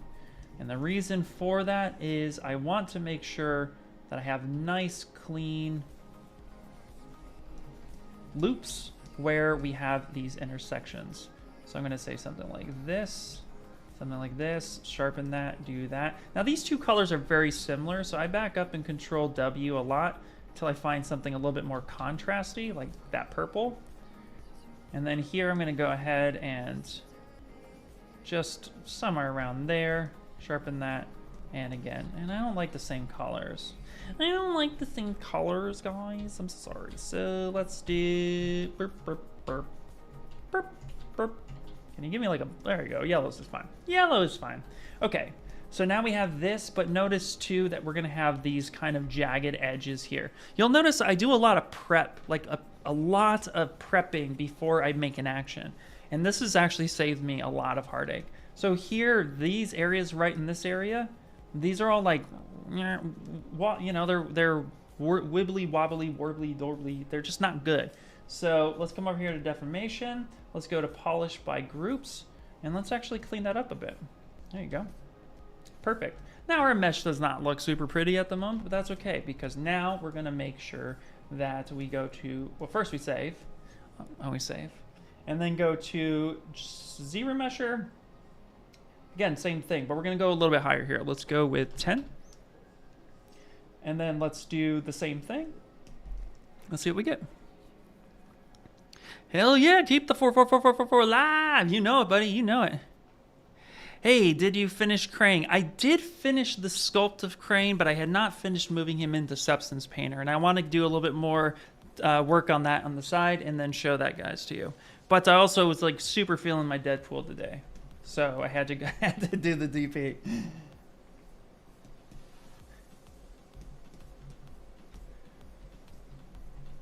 There we go. Okay. All right. So now we have some pretty clean topology. This is looking quite nice. How low can we go? There we go. Look at that. That's a lot better. That's giving us a lot more shapes. And this will be very manageable to sculpt on this. There we go. In fact, here real quick too, let me see if I have the Crane file here so I can show you where we finished on that. Let's see, is this it? Nope, that's not it there. Here, let me see something real fast. I gotta look for him. I saved him on my Dropbox here. Let me see if I can find it so I can show you where that's at.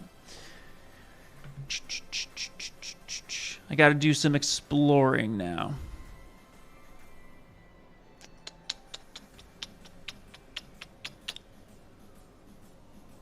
We gotta print him though. And actually we're gonna be doing a print of him. Huh. Oh, you know what? I think I have him saved on my other computer. So here, I'll show you real quick. So check this out. I actually showcase him on this stream that we're going to continue working on him a little bit because we're going to be prepping him for 3D print next week. So here you can watch this. This was how I did the 3D print stuff. But let me see. Did I show him here? I know I show him. Did I show him? Did I not show him? Okay. I will have to show him next week. Oh man, I thought I showed him. I showed Leo. Well, that's a bummer. Did I not show him? I don't think I showed him. Okay. I have him on my other computer, but he is finished for what we want to do with him. That's a bummer. That's the problem with having too many computers. That is definitely a first world problem on my side. Let's see here. Working on Paul's face right now. I'm gonna start going crazy. Nice, nice. Hey Hudson, how you doing? My day's going pretty well. Thanks for asking, man. How's your day going? How did you scale the body and the head to the same size at both at the same time? Great question. So the infamous pizza box. So if you open up the Gizmo and then right over here you have, it's officially called the Transpose All Selected Subtools, aka the pizza box. So if I click this thing, it gives me all this little box right here. And then what I'm able to do is I can actually Control Shift and tap the head and the body together.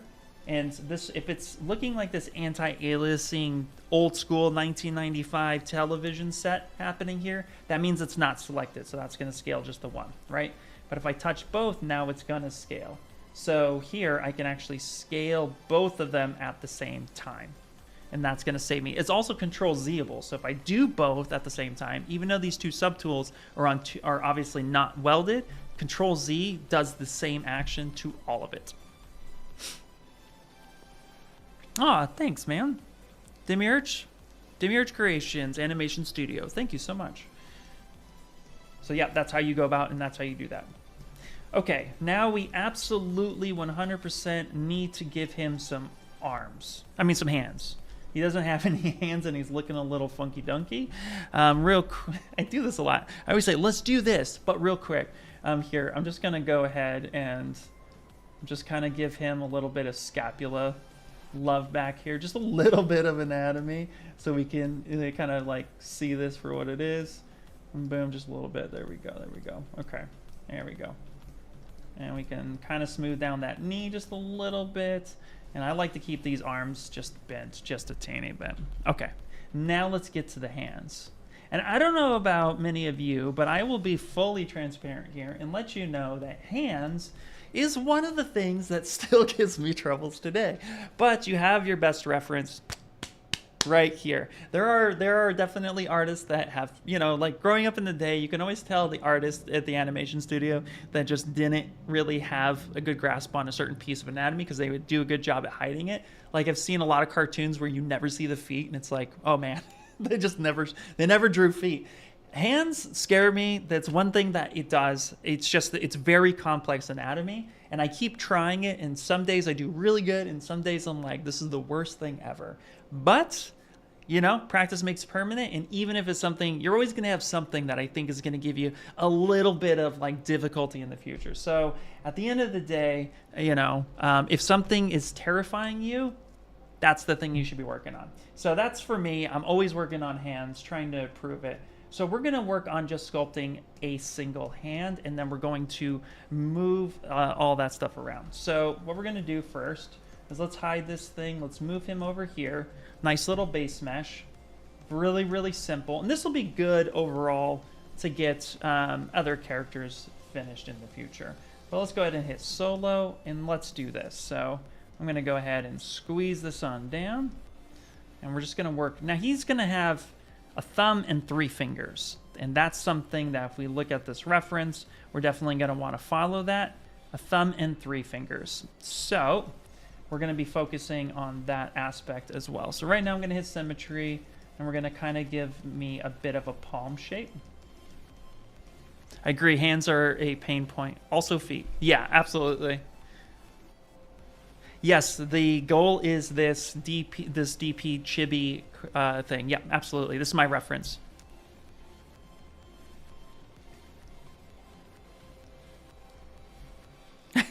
Oh, so you can choose a skip beat? I thought it was mandatory. I guess it depends on what kind of thing you're going for. Absolutely. Yeah. What's the difference between sculpting with perspective or without perspective? And which one do you recommend? Ooh, RenderMan, that is a fantastic question. So sculpting with perspective. I come from the toy world and 3D printing. And so a lot of the times orthographic, which is what I'm in right now, is something that ultimately, you know, it works good enough for what I'm trying to achieve. 9 times out of 10, from my experience, the orthographic is a pretty true representation of what you're going to get on the actual model. However, that being said, perspective has its benefits, and one of the benefits of working in perspective is to let something look more natural to the human eye. Now, the time I choose to use perspective is when I'm really working on human anatomy or a likeness. Those are the 2 times I really focus on utilizing perspective. I also turn on perspective with most of my renders. I don't usually sculpt in perspective, but but in my renders, I will turn it on because it gives it a little bit more of a realistic feel to the actual, to the render itself.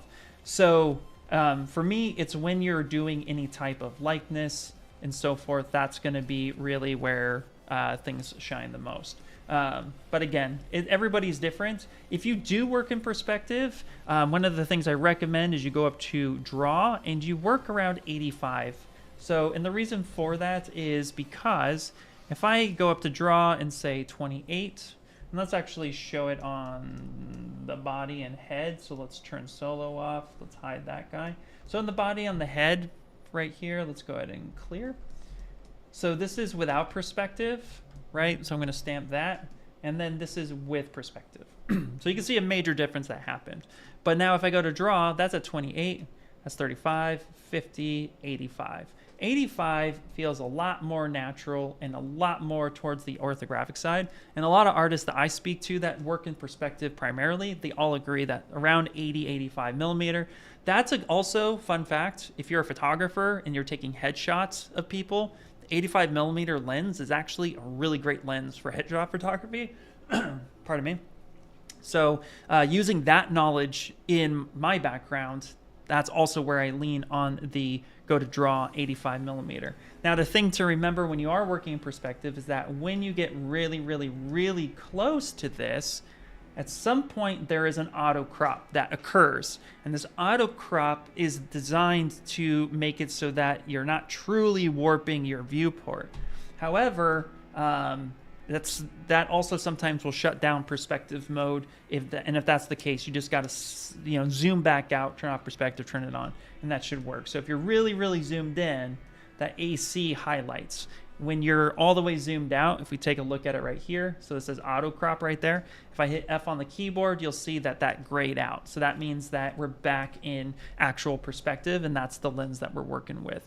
But for me, again, I like to just turn off perspective. It's not something I usually work in because most of the time, again, my stuff gets 3D printed and it's just not something I necessarily need. But that is just me. Everybody is absolutely different. Great question, by the way. Yes, absolutely, Papa You. This will be, this is always posted as a VOD, so you absolutely can follow along on this because we're making a whole base mesh today. Hands are a butt, which is also hard to get right. Absolutely, yeah.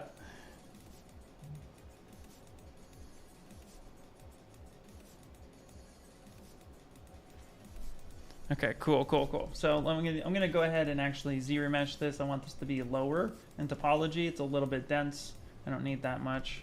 I'm gonna kind of smooth that down a little bit, get a little bit more rounded. So I'm going for like a kind of cute hand, of course, right? So we're gonna have something like this. And hands always have a little bit of an arch.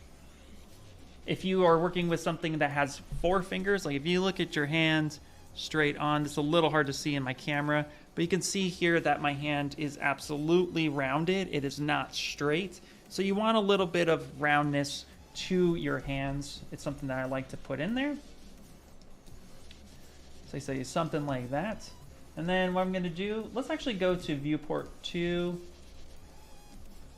And we're just going to have this guy here for a second. Now let's get some fingers in. And I'm going to go ahead and just insert a cylinder. I'm going to bring this straight up. I'm going to scale this down. Say something like this. Now what I'm going to do real fast is give myself a little bit of topology here. So I'm going to go with the Z modeler, hover over this edge.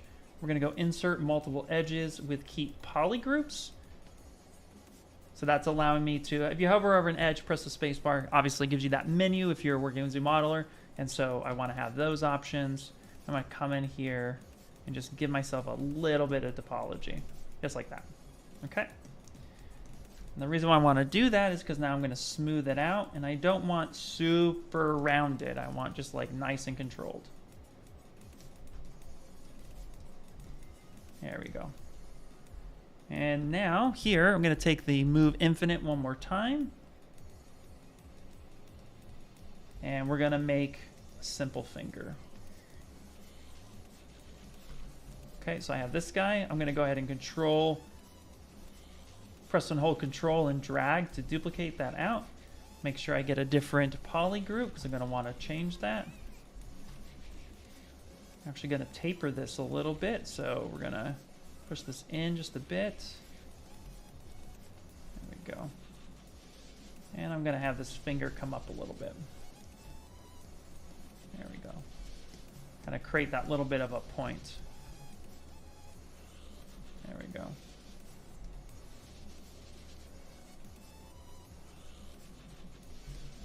There we go.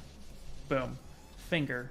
Now, the thing what we want with the finger is if we drag this, I'm going to drag this over and down. We want roughly, if you measure your middle finger to your palm, it's about the same size. That's your measurement point.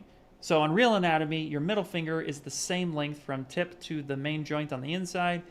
Measure that, so you got about like that. So it's about the same size. Also, too, your whole hand from tip of your finger to the base of your palm is the size of your face. So those are measurement points you can actually check, right? So but for stylized, we get to bend those rules a little bit. But I still want to make sure that I'm at least following some proportional guidelines. These are nice little stubby ones, but I'm gonna make a hand that's a little bit more towards, you know, that measurement. So I'm gonna inflate this too. And I'm gonna put that right in there. And we're going to kind of angle this up here. Boom. I'm gonna control drag, kind of move this more this way. Lift this up a little bit. Might lengthen this one just a little bit. I'm gonna grab this guy, move this down. Maybe scale this one down just a little bit. I'm still gonna inflate it though, but I'm gonna kind of scale it down just a bit. Give me a little bit of variation so I know which way the hand is actually going. And then I'm gonna go here for fun. I'm gonna go to PolyGroup, Auto Groups, because I wanna make sure that all of these are just a little bit different. So I can always go back and adjust.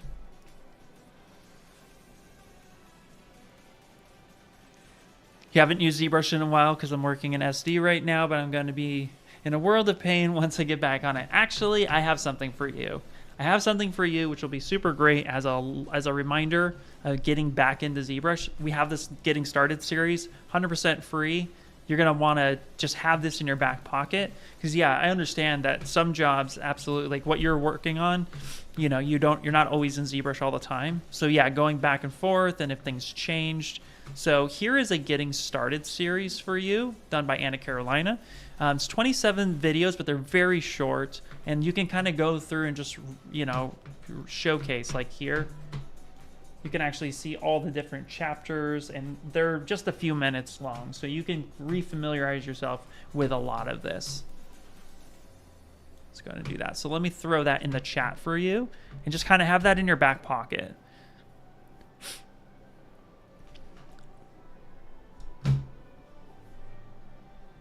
Okay, perfect. Now we're going to go ahead and we're going to repurpose one of these. So we're going to go ahead and I'm just going to Control-Shift-D, duplicate that. I like to separate the thumb from the other fingers because I tend to find that the thumb itself, I end up spending a little bit more time getting that right. So I'm going to grab this one and, nope, not that one, and that one, because that's the stubbiest one of them all. And I'm going to go here to Geometry, Modify Topology, and Delete Hidden. Okay, and then I'm going to go ahead, and before I actually place this finger over there, what I will do is I'm going to grab that primitive brush again. So I'm going to go B for brush, I, and then T. And then I'm just going to come over here and grab the polysphere. And what I'm going to do is I'm going to grab and actually add in that kind of butt shape area that we were referring to. So that was actually mentioned earlier. So I'm going to kind of come in here, just kind of place this little spot right here. Just kind of move this around. Give me a spot in which that is residing because that's going to give me a little bit more of a hand shape.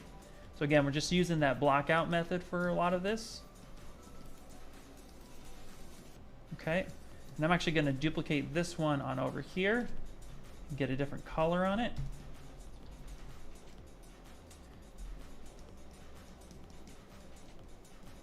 And we're going to get this side of it. So let's push this in.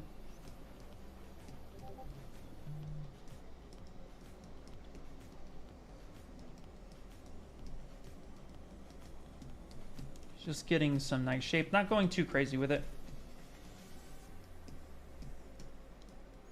get that in there. Got a little bit of fatty tissue and a soft spot on the hand here on the backside. It's nice and soft, and when you make a fist, that actually makes it nice and solid. If you take martial arts before, or boxing or whatnot, you know that's a good like hammer fist. That's a good that's a good one, right? So it's nice and tight. So this area right here has a little bit of flex to it, so I like to put in this other material, something like that. Okay, great. And then here we're gonna have like a little bit of a triangle shape. So I'm gonna go ahead and clear this up. I'm gonna go ahead and drag this out. Grab this in here like such. And now I'm gonna go ahead and kind of give me a spot for my thumb to reside in. Again, just make that a different poly group. Rotate that just a little bit. Yeah, this is a place where I usually end up taking a lot more time and just get this right. See, something like that. Okay. Now I can grab this guy, this guy. Nope. There we go. Oh no, go back here. So pick this one. I want the thumb. There we go. Just had to hide the other fingers. So let's go here. Let's grab that. Let's move this on over. There, we can put these fingers back on. Now we can come through. Now the cool part about the finger, or the thumb rather, is that they can actually, your pinky and your thumb can touch. And I tend to try to remember that, because that's the point in which it's like, your thumb, when it's relaxed, is kind of on the side facing. You know, it's very interesting the way the hand itself runs. So I try to come through, and also I have some Megan Fox thumbs. I don't know if you guys can see that. I have stubby thumbs. When I was first sculpting hands, my first thumbs looked like this, because that was my reference. You know, I didn't always see, you know, the other side of stuff. So I didn't see what everybody else was rocking. I call it the Megan Fox thumbs. Anyway, so I'm gonna kind of just run this through and just get kind of a basic shape here. I'm just gonna grab just like that. Control Shift A, mask that off. Kind of just move this in a little bit. We'll refine this a little bit more when we get to a decent spot, but I'm going to give the finger a little bend. That's the other thing too. I'm going to give the fingers a little bit of a bend. I'm going to come in here, so here, and just grab these, Control Shift A, come in here, kind of move that in a little bit, say something like that. Move this down. Say something like that. Just give it just a little bit more of a relaxed feel. Nope. Grab that. There we go.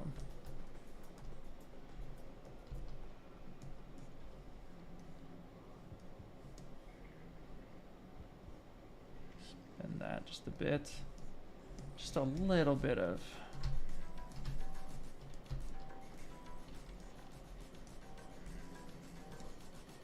So let's actually touch right there, bring it down, bring that over, kind of point that up just a little bit.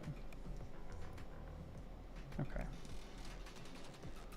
All right, well, that will work fairly well. Now what I want to do real quick is I do want to go back here to this thumb real fast, and then I'll check the chat. So I'm actually going to kind of give me a wider thumb base. It's not so narrow. Something like that. Move that in just a bit. Okay.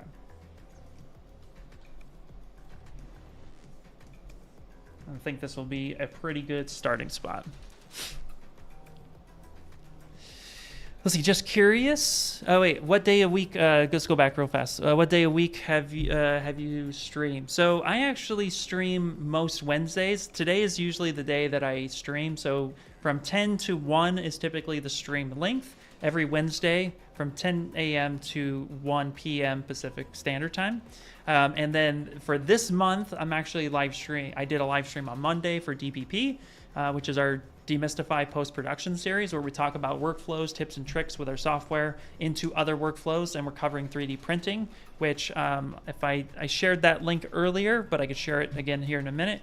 And then those are at 9 a.m. to 10:30, sometimes 11 a.m. Pacific Standard Time. So sometimes it runs about 1 to 2 hours. But typically you'll catch me here.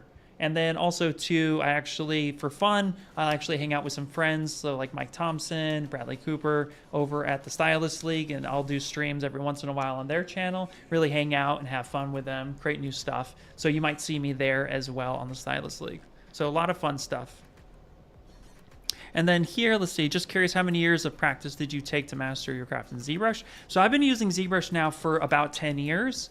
And I would say I really got comfortable. I'm a slow learner, so I really got comfortable in ZBrush right around year 6 when I really started getting into it. But I had to learn a lot about character design and concept and following a concept. And I was really late to the party.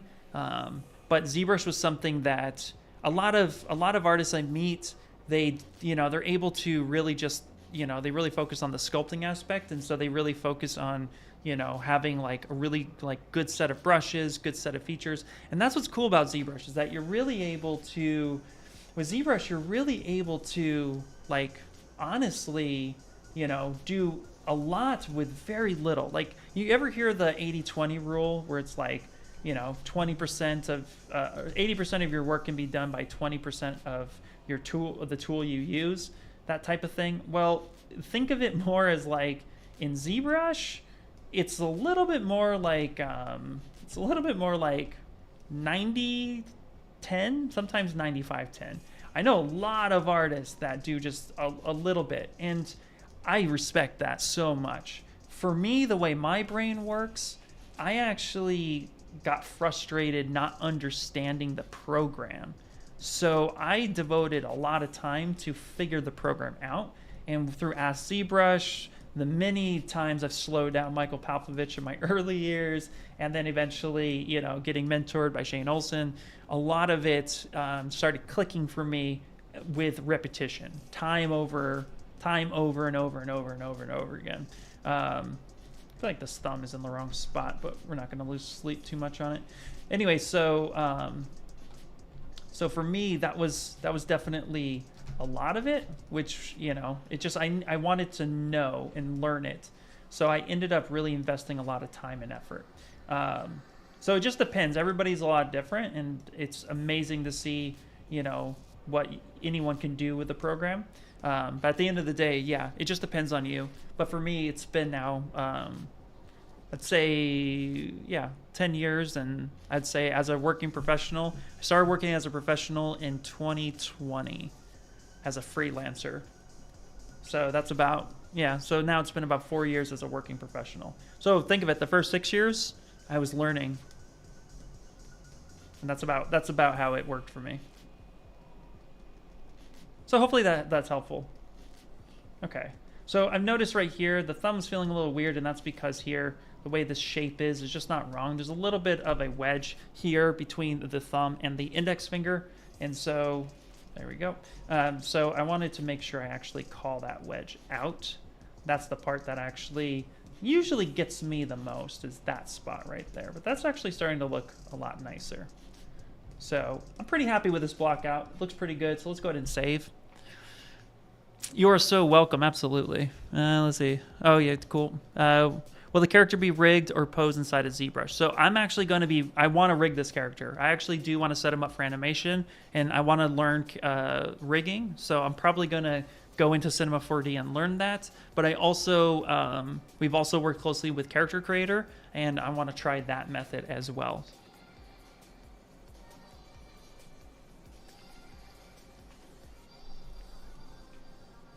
Yep, Carbon 44444, absolutely. That is something I've been contemplating for sure. Actually, already I helped beta test that when they reached out to us here at Maxon, and that was a lot of fun to be able to work to help with that and stuff. But it's now been 2 years. Like, that was something that when I first came on, we were actually working with them very closely. So, oh God, so yeah, it's been like, I haven't really touched it. But Accurig is something that I really did like for an easy skeleton. So helping with that process was really cool.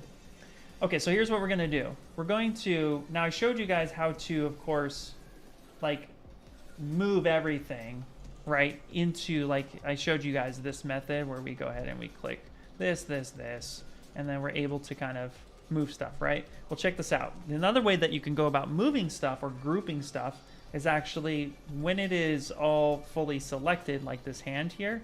So now this hand is fully selected. What you can do with this is hit Control F. And now that it has multiple subtools selected, I can actually move this all into a folder. So I can say always yes and call this hand. And now my hand is here in a whole folder, ready to go for me. So now that's perfect. So now what I can do is I can come through and merge that folder and have something like this. And now I made the left hand first. So we're going to end up placing that. Now, he's a chibi character, and so that rule I just told you where the hand and the face, that's the same size, that's clearly not going to happen here, right? So we're breaking some anatomy rules in our stylized approach. So we're going with a little bit more of a, right, of a thing that fits his body, not his head. He's a chibi character, so rules are meant to be broken here.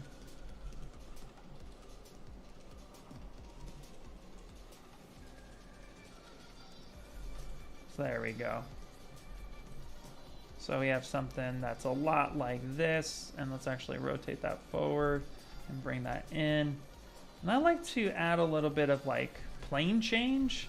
I like to kind of do something like that.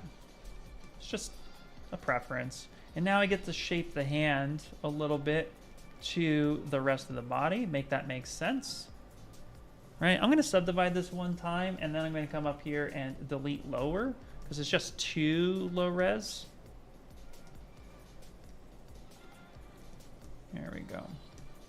And I want to kind of tie this all in, and then let's move that down and over. There we go. That's looking pretty good. There we go.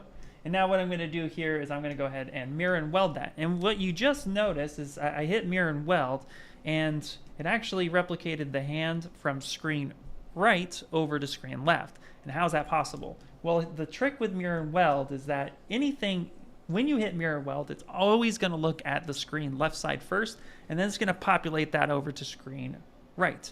However, even though it's looking from left to right, if there's absolutely nothing, if you turn on the floor here and you hit to get that center divide, if there's absolutely nothing over here on this side of screen left, then it automatically is going to assume that you only have this here, and it will actually populate that over there. So hitting mirror and weld with nothing on screen left will populate and generate from your right. So if you're still going down to here, if you're coming down to deformation and you're hitting mirror and then mirror and weld, you don't need to do that.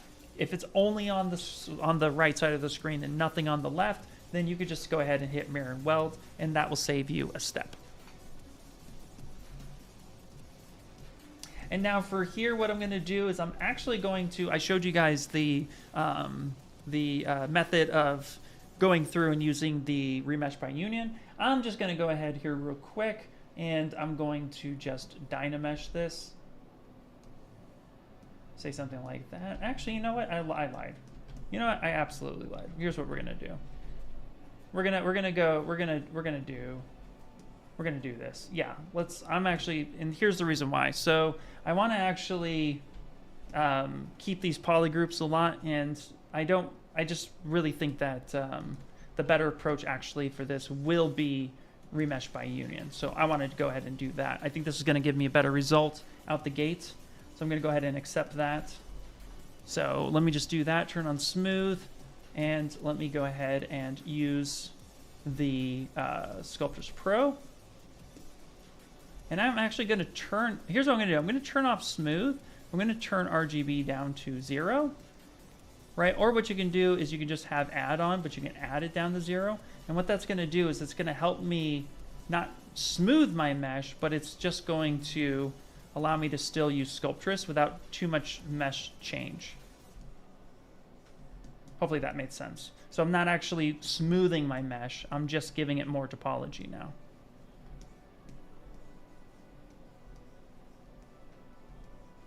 How much time do we got? So we spent 2 hours making a base mesh, which is actually not too bad. Not too bad.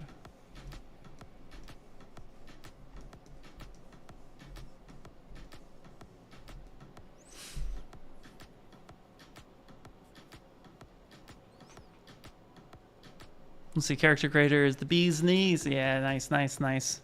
That part of ZBrush taunts me the most is modeling. Actually, you know what? Definitely, if it scares you, dive in. Absolutely, I encourage that. But I know what you mean, yeah. But the more you practice, practice makes permanent. That's my go-to for everything. And don't be afraid to fail. Like, for me, I'm always trying to explore new ways. And the amount of models that are sitting on my hard drive that are just total garbage, that I'm like, I don't like this.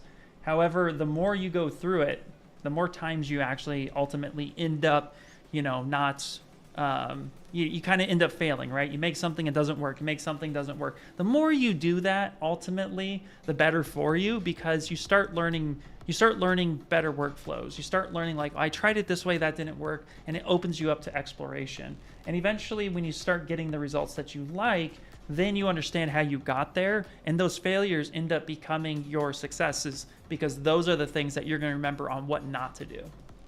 So I highly encourage that, you know, if it's something that scares you, go ahead and give it a shot.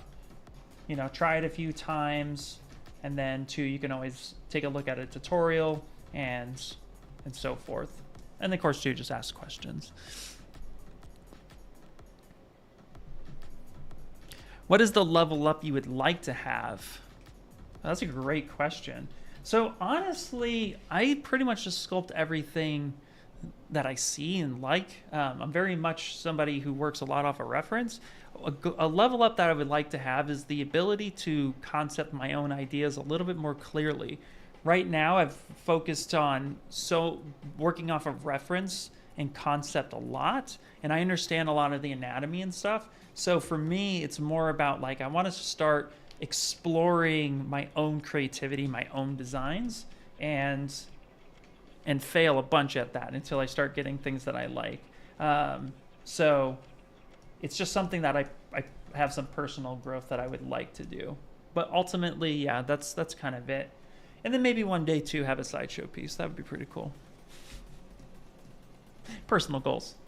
Okay, so now we're going to come through here, and just like we did with the body, I'm going to make my own PolyGroup on the fingers.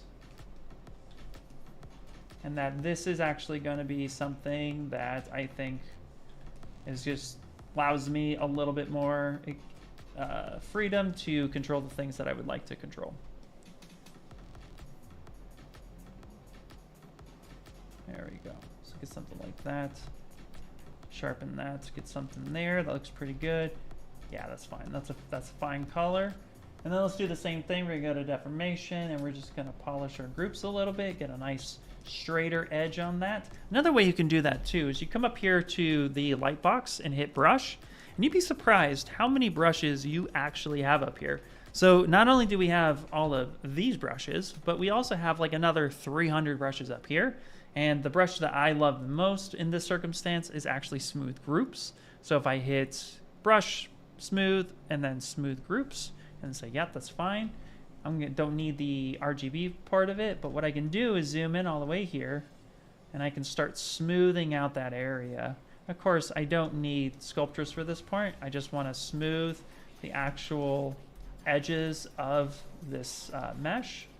So you can see here it's starting to clean that up. And this is a great way to come through and just kind of clean this up, get just nice edges. So this is pretty good. Now these aren't too bad up here on the fingers, so I'm not too concerned about that, but it's just nice to know that that exists. I do see a little bit of wonkiness there and there, and right about there. Okay, that's good. So now what I'm going to do here is I'm going to go ahead and go to geometry, and then same thing.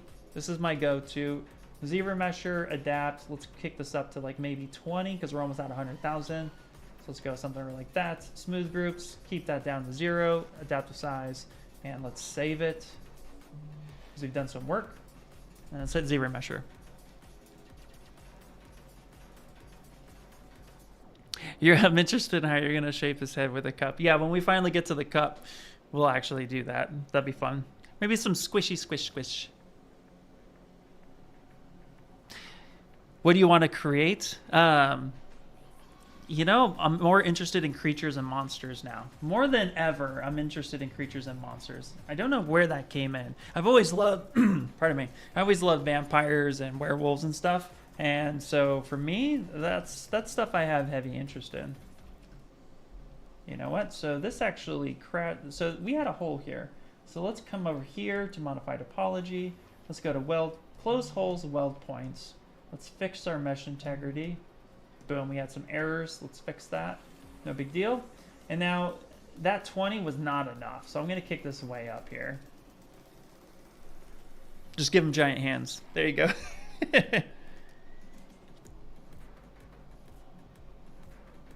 Hey, that one 3D artist. Hello.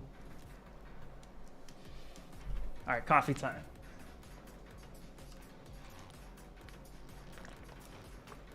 There we go. All right, that's looking a lot better. That did not fail this time. So anytime you get that hole that occurred, that right there told me, that little hole that was in that palm, that told me a few things. One, it told me that I already had the hole. That hole existed, and it couldn't stitch that on its own. Because ZRemesher is not designed to make things watertight. That's first and foremost. The second thing is that there was potential floating geometry somewhere. And that in itself is just not really a thing that I want. But I assumed the hole was the problem. So that's why I went to modify topology. I closed those holes and then I welded those points. Now that's a step I did on the body that I did not do on the hands. And you can see it resulted in a little bit of a possible failure. So that was enough information to know that I needed to go back and change that function. So that's why I went ahead and did that. And you can see here, and I also increased the resolution amount on the ZRemesh because 20 just was way too low. And so now I can actually go up, and that gave me about 53,000. But I'm going to cut that in half because I want that a little bit lower. But I do want some topology in the hands because hands are a little bit of a delicacy, right? So they're a little delicate. Now I have smooth groups turned on, so I need to go back to smooth because I do want to actually clean some of this up a bit. So I'm going to do a little bit of just a nice little cleanup.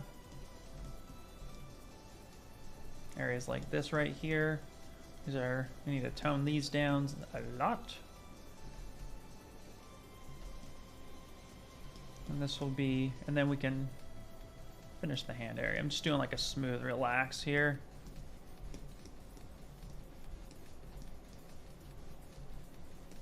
There we go. Now I'm going to take the clay buildup brush and I'm going to give him some knuckles. So I'm going to build up some knuckle areas real quick. And a little bit of a smooth relax.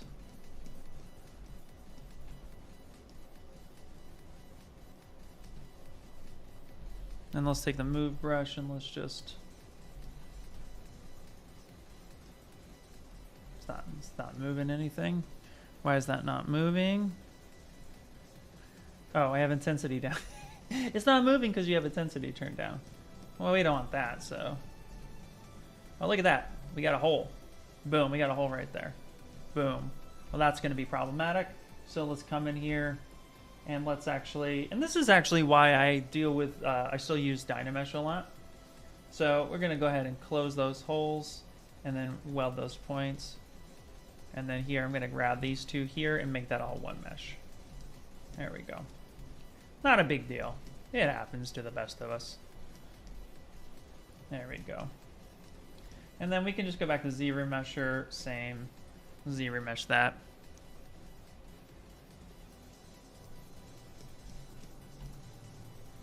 And there you go. And see here, this edge right here, this edge, I'm going to come up here to a ZRemesher guy, and I'm going to just say, you know what, can you fix this edge for me? And I'm actually going to increase this curve strength a bit, do same. Now let's see if it gives me a little bit better. That did nothing for me. Why didn't you listen to me? Listen to me. I want this like this. Please? Okay. Okay. It's telling me I'm stuck with it. That's fine. That's fine. You know what? I don't want to argue with you anyway.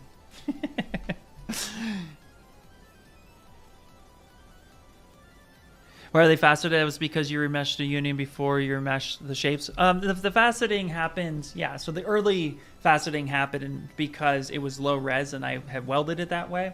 But faceting will happen when you have super low topology, and then as you increase the density of that mesh, that faceting goes away. So like right now you can see the faceting. If I hit D for dynamic, it's a temporary subdivision smoothing, and so it just shows me what it would look like visually if it was subdivided up to level 3, and that goes away. So when I did the remesher, it took dynamic subdivision off, showing me that it was still faceted. It's just a preview, and when I work low res, I usually work with dynamic subdivision.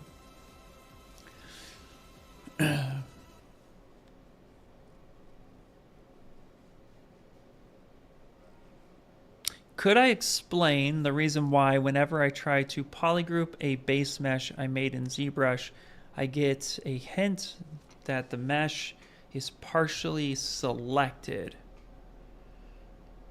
Is it masked? It's partially selected. One second. No, that wouldn't be right. You're trying to polygroup a base mesh. So you're trying to do this. You're trying to come in here, and then you're trying to go Control W.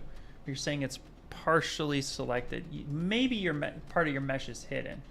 Let me see. Nope, that doesn't work either. Ooh, that's a good one. I feel like I should know this answer, but I'm drawing a blank at the moment. Yeah, exactly, Jamie. I'm trying to think of partially. Let me think about that for a second. Sorry, partially masked. Oh, okay. You tried to polygroup a base mesh you made in ZBrush, and you got the hint that it was partially masked. Interesting. Let me see something. No. What version of ZBrush are you in?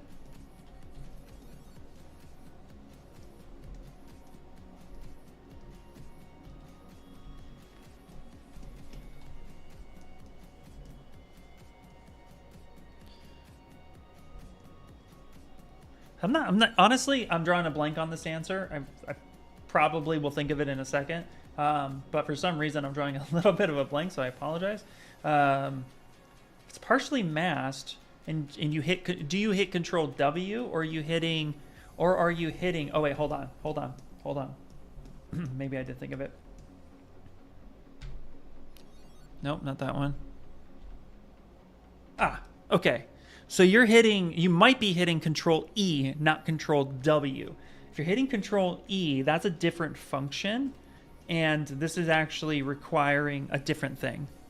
So, so you want to hit Control W. That's probably what you're running into. And if you changed your hotkeys, that also might be resulting in something like that. You might have switched your hotkey. So I think you're hitting Control E. Try hitting Control W, or just come over here to Polygroups and hit do blah blah blah blah blah blah. You know where it's there. You know it's there.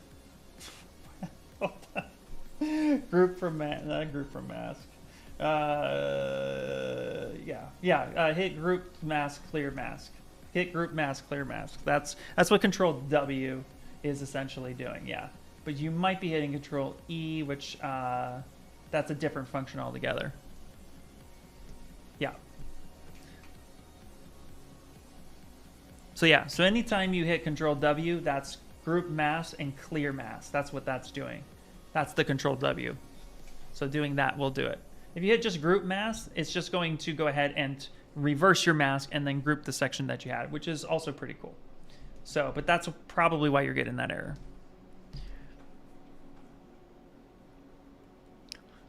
Awesome. Which industry do you recommend to do the job in 3D gaming, advertisement, movie stuff? Honestly, it depends on you and what you're passionate about.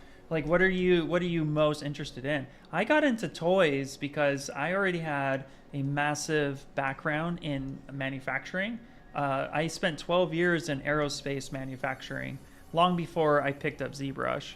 And so, because I knew so much about mill work, lathe work, like G-code, I used to actually program lathes and mills using Fanuc control.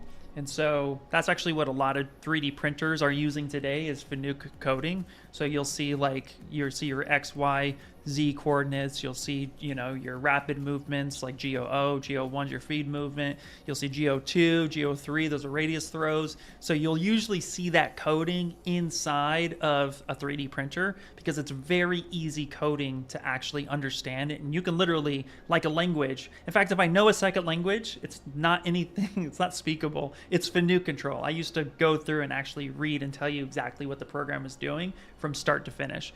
And so I understood all of that. So when I was actually looking for work as an artist, I was looking as a sculptor, not a character artist. I was looking as a digital sculptor, and toys became like the #1 thing I noticed had a lot of job potential. And because I understood that manufacturing aspect, I already understood like what injection molds were, what kind of materials you would be using between vinyl, Delrin, different types of plastics, etc. So I understood a lot of that already. So it made it easier for me to communicate to toy companies, what it is that's I could communicate that information back to them. They could talk to me, and they knew that I knew what was going on. So it was an easier in for me to communicate with toy companies because they always deal with that manufacturing side. And so when I got hired at Funko, it was really cool to always talk to the tooling guys and to understand like, yeah, this is what we're going for, and I would try my best to help prepare the prints to be as seamless as possible, So little stuff like that. So but it depends on what you're passionate about. Like I was already doing a lot of 3D printing, and so I was really passionate in that, and it made it a lot easier to get into it. So if you're into like, I want to make a video game, then absolutely you want to start leaning more towards games. It's just all about, again, where does your heart lie in that? What do you want to do?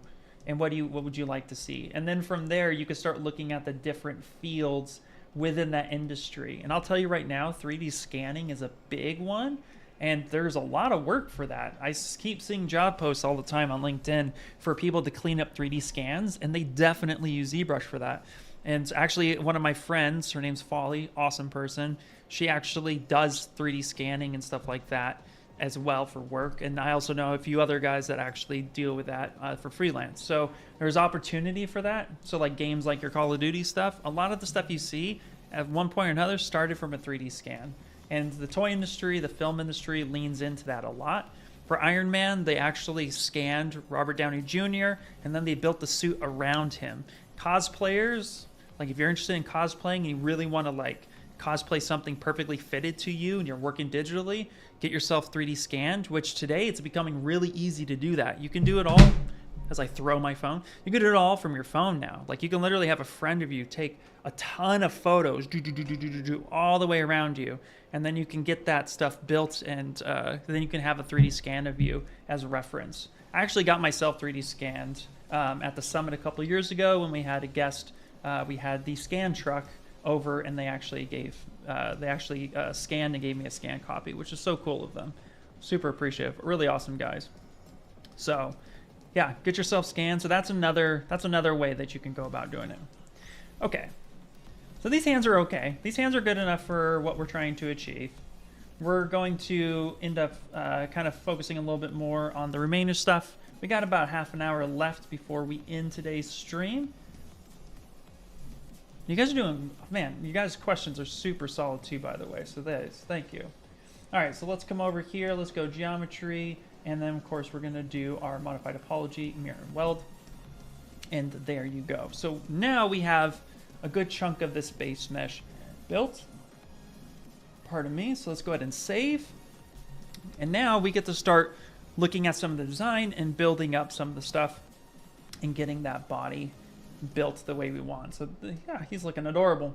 So now we're going to go ahead and we can hit save as, and we can go ahead and renumber our setting. Now you guys can't see this because I moved this over when I was looking for a file. So I'll come back over here and show you. So I could come over here and hit 2, but if you're in 2023 or higher, you now have a save and a save next function.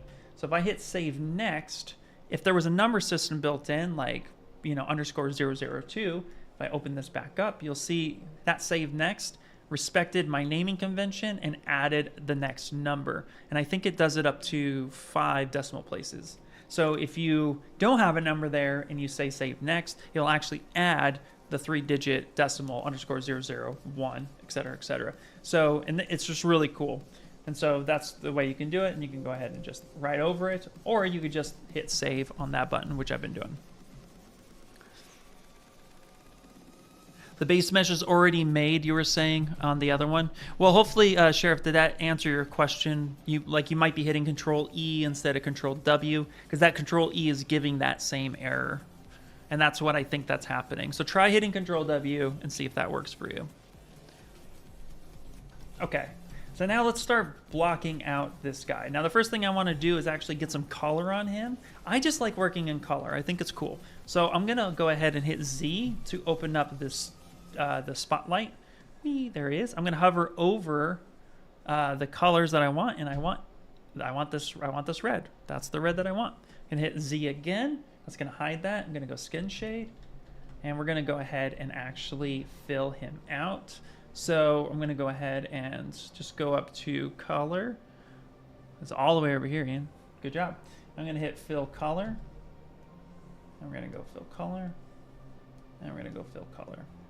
Now, the thing is that I actually want to draw out Deadpool's design in Paint first. I don't actually want to just start randomly sculpting. I want a little bit of something.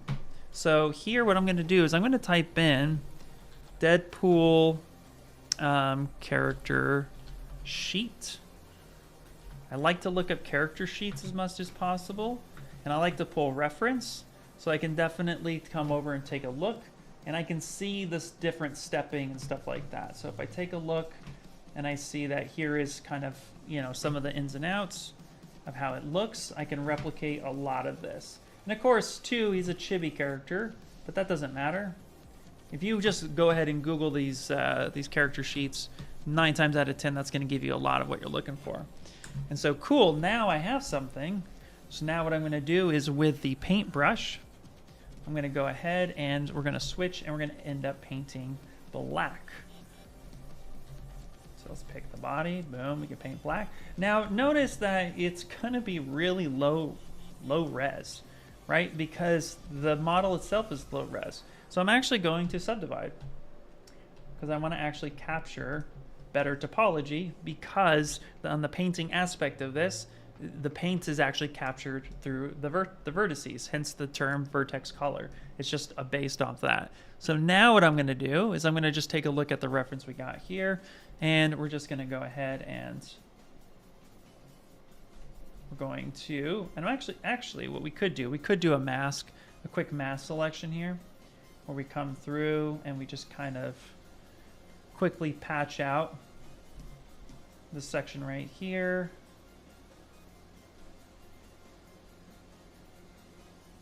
This section right here, say something like that. So we can just kind of quickly map that section out, and then we can go ahead and say fill color. Now I don't want true black.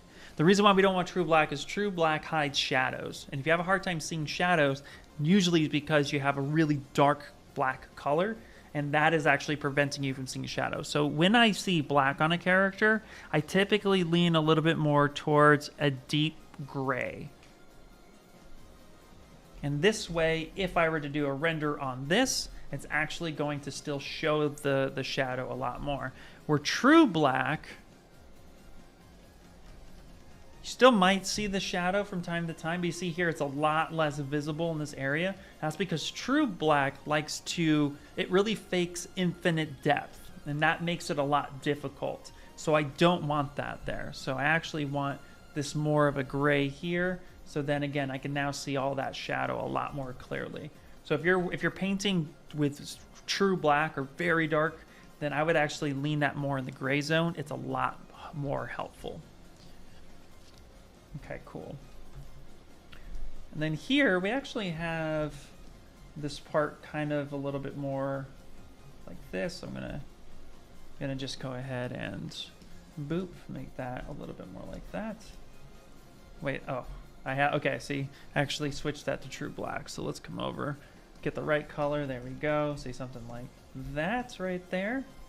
And now we could start painting in the variation of it. So looks like, you know, we can kind of like make up our own little spot here. But I'm gonna take the paintbrush, let's go up to stroke, and then let's go ahead and increase that radius a bit.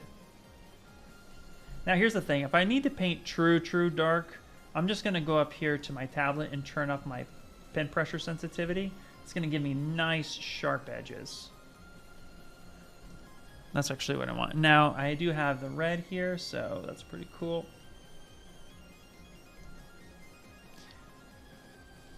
So actually here, what I'm gonna do is I'm actually going to end up painting like this, boom. Yeah, something like that. And it looks to be just kind of slightly under his pectoral, which is fine. Now, this is the part where this is my only concept for this. Like, I don't have a character sheet of this, right? So I wasn't given that aspect because that probably wasn't created. So in that case, it's actually okay to kind of make this up. But so now the reference I'm pulling from is actually coming from the internet. Now here's what's really cool is that if I press and hold shift with the lazy mouse, I can get a really nice sharp edge. So if you want sharp edges, just start your draw and then press shift and then let go, and that draws a straight line. So I start the line and then I let go, and that gives me a nice sharp edge. Boop, say something like that. And then I'm gonna come down here, kind of paint this out just a little bit.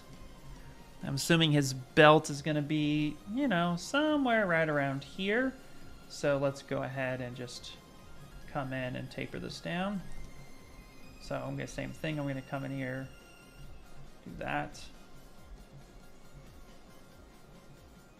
Maybe a little lower. Yeah, something like that. So I'm going to come through, press and hold shift, let go shift. Yeah, so boom, like that. Now I'm going to go ahead and just switch my color so I don't have to keep pressing the Alt button. There we go. Paint that out. So we got a nice clean sketch on that. Now that might be a little bit far back, and that's okay. So now I can come through here. I can just go boop. Just paint that back. Would you like to paint that back? Boom. There we go. All right, that's looking pretty cool. Now we do have a little bit of a step. They did draw a step right in here, which is really cool. So what I can do is I can then maybe lighten this up just a little bit.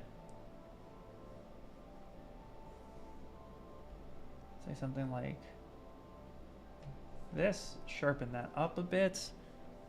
Actually, no, I didn't need to do that. I need to just fill this with red like that. There we go. And now I'm going to come through here like that.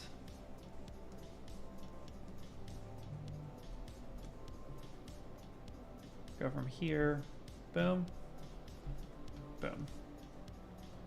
Yeah, that was pretty close. There we go, make that connection. Now I can just isolate this arm real fast, and we can do this. Noom, clean that up. Now I want to layer this in the actual model. I'm going to be using this color information to actually extract out the mesh that's going to be making this shape up. So this color is not just for visual looks, it's also for me to know that that's what is going to be there as a layer material. Not a problem. Super happy to help, honestly. All right. Now the back of him is not actually much different, but it's a little bit more tapered. So here's what we're going to do. We're going to focus on the back side of it. So we're going to here.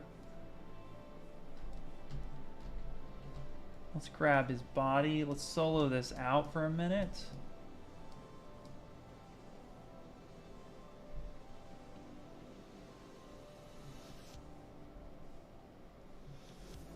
There we go. And I can just hit 1 a bunch of times to repeat a stroke. So here, let's actually go up the stroke. I'm going to increase the lazy mouse just a little bit more. Give me just a little bit more control here. There we go. Okay, perfect. Now what I want to do here is I actually am going to just... I'm going to create a little bit of stepping. So I'm going to go like this. I'm going to go boom, let that come. Now let's actually go a little lower. Let's go like this. Then I'm going to come straight down.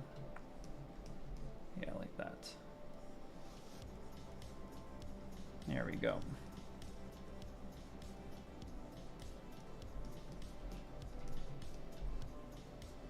And then here, actually, I'm going to taper this in.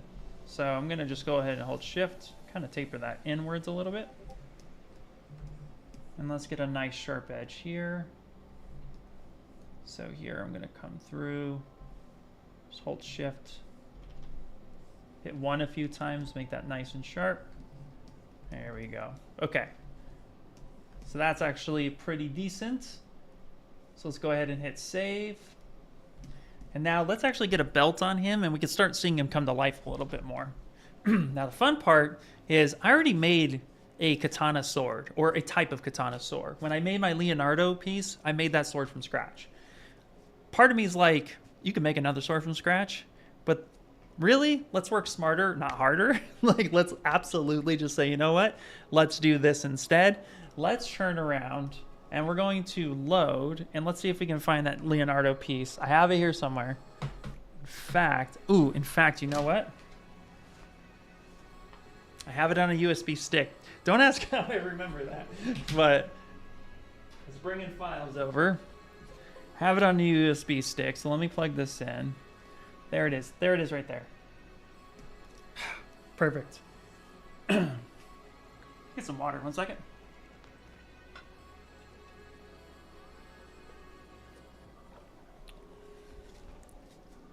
All right, as soon as it loads, we're actually gonna take those, the blades themselves. We're gonna make new sheaths, or we're gonna modify the sheath a little bit because it is Deadpool, and he obviously has something a little bit different. But with this model right here, right, I actually have these swords already made. So there's no point in me just, you know, reinventing the wheel here. So I'm gonna come through here, go to Subtool, just gonna go to Copy, and let's go back to DP here. And I'm gonna go ahead and hit paste. And look at that. That sword's pretty much the size that we need it to be. That's pretty cool. Okay, nice, nice, nice. Let me move this over, say boop, something like that. Let's put that more in the center. Let's rotate that around.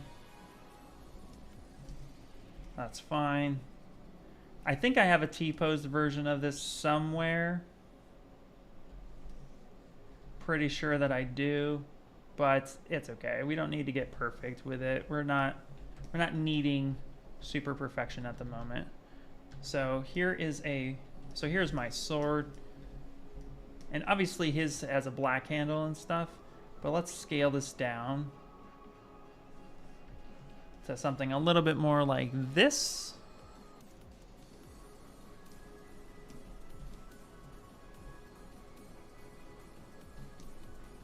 And there we have this sword sitting here. So let's just put this behind him. Yeah, let's do that.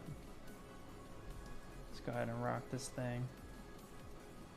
And let's just kick this one over here, and then let's just switch this over, and then we're just gonna go deformation, and we're gonna go mirror. No, we can't mirror that because it has topology, so that's fine. I just want to mirror this on this side. I like to keep my swords separate, so I'm gonna mirror that on that side, and then I'm gonna go geometry, and I'm gonna reconstruct my subdivisions because I had subdivisions.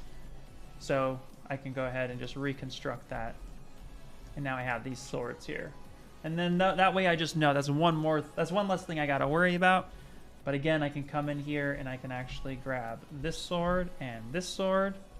So I grab these two things. I'm going to go ahead and just add these as swords. Boom. Done. Easy enough to have, right? All right, let's give him a belt. So we're going to come in here. Now what we're going to do is actually we're going to merge him into a new folder, and we're going to call this body suit.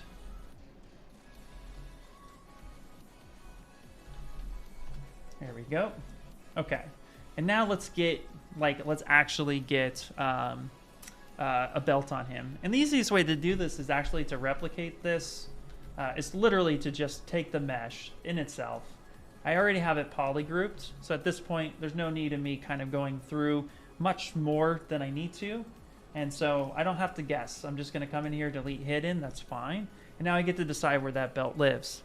And so what I get to do is go BZM for Z Modeler, hover over an edge, I'm going to go polygroup.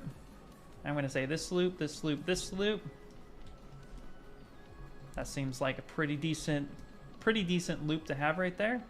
I'm going to go ahead and isolate that. I'm going to delete hidden. Okay. And now all I need to do at this point, I'm going to grab the color. So I'm going to hit Z. Come over here to this kind of beige color that they made, which is awesome. And then now we're just going to QMesh all of that out. Now I have subdivisions because I dropped that down. So let's pop that in, say something like that. And let's just give it a little bit of edge loop support. So I'm going to come in here, add a little bit like that, and like that. This will help with the rounding, and then let's fill that color, boom, with that. And just like that, we're already starting to see him come to life. How do you erase the color if you did something you don't like in Polypaint? That's a great question. So if you want to completely throw out all of your color, and then what you can do is just turn off that actual color. So if I turn my color swatch to white, and I come over here to the body, for example, and we hit save, under each subtool, you have the eyeball, which is visibility, then you have this paintbrush. Anytime you colorize something or you paint it, then that becomes active. So what I can do is I can completely turn this off, right there, turn that off, and that now resets. Now I can turn this back on and get that color back, but the thing is that if I reset the color and I go back and I say color and I go to fill object, now I just completely erased that red and black, and now it left me with a new color fill. Or you can just literally just go up here to color fill, pick a new color. So I'm like, oh, I don't like this, I just want to make it white again, and I can just fill that object. But it's toggled on and off because of that brush icon on each subtool. So if you wanted to paint something different or just reset it, just turn that off or just fill it with a new color and you can start over. But if you have more complicated stuff, like I was painting here and I was like, okay, so I'm painting and now I want to actually, erase, like I make this stroke here. So let me grab this color right here. So I make this stroke here and I don't like this, right? Then the color that it's next to, you're gonna wanna select that and then you can paint that back. And you can kind of go through that approach. The other thing you can do as well, and I just realized I want that a little bit more sharp. Yay, that looks good. Let's go ahead and hit save. The other thing you can do as well is you can paint on a layer. So, if let's say I'm going to duplicate this and I'm just going to go ahead and fill this with white. So yep, it's filled with white. Now I want to start painting.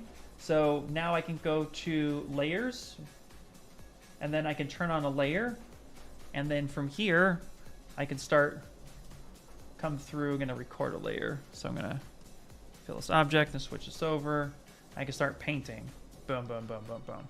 Now this gives me a little bit more exploratory stuff, right? Because now I can turn that off and I can actually fade that down, or I can delete it altogether and that layer is gone. So you can paint by a layer, or you can just paint on top of your mesh. Whichever one you want to do. The layer one is a little bit more of a safer approach because you can have more experimenting, and you can also blend colors from one layer to another because you could paint on multiple layers. But for me, I like painting directly on it because it's just the way I prefer it.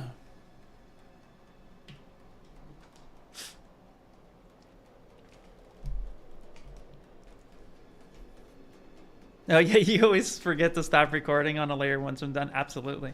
Cool extract method using modeler. Had not thought of that. Absolutely, Stolo.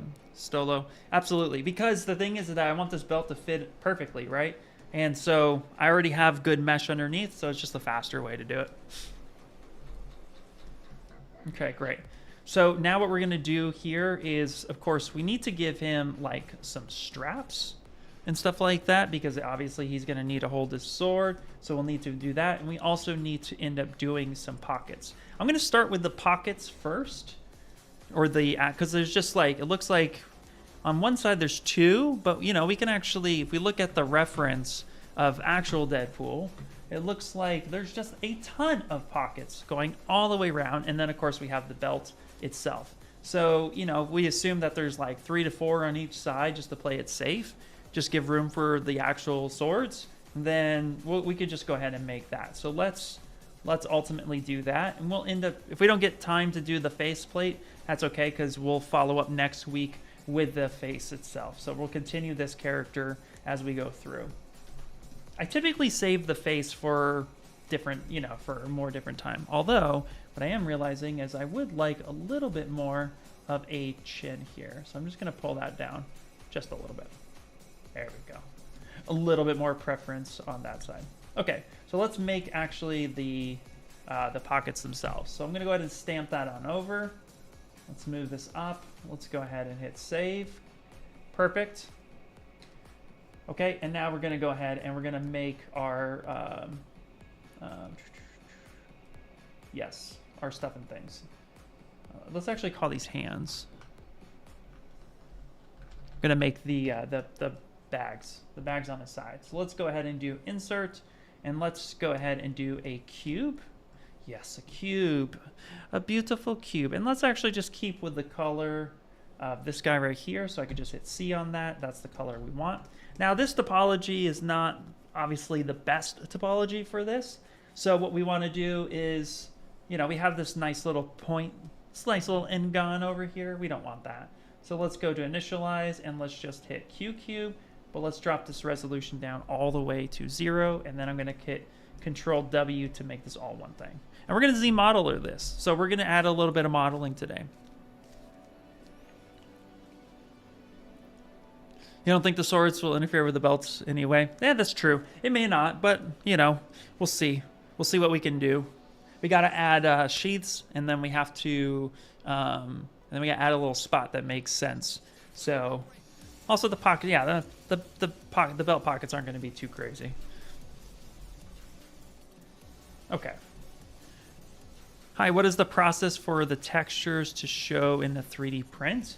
So if you want textures to show in the 3D print, the easiest thing to remember is you want to push the actual textures harder than you would anticipate. So, and a good way of doing that is actually going up to render and go to preview AO and turning that on. And if we go back to the body for a second, actually, if we go back to Leonardo for a second. Okay, so if we go back to Leonardo for a second, this is something that I was working on. So we go back to him, and I'm going to be 3D printing him soon enough. If I really want these muscles to really show that separation, then I'm going to want to really push this. So I'm going to come through here. And I would really want to cut this in. This might be a little bit much, but I would actually work in cutting this in a lot more. say something like this. Because what happens is when you 3D print, this is really sloppy, but hopefully you understand what I mean. When you 3D print, even with resin printing, even with today's technology, you have to assume that you're going to lose about 5, 10, maybe 15% of your actual resolution when it prints, depending on the micron that you print at, i.e. the layer height. A lot of times, like resin printing, most people default at 50 microns. That is really good. Like, that's going to hold a lot of information. You can 3D print at much higher resolution, so say something like 25 microns.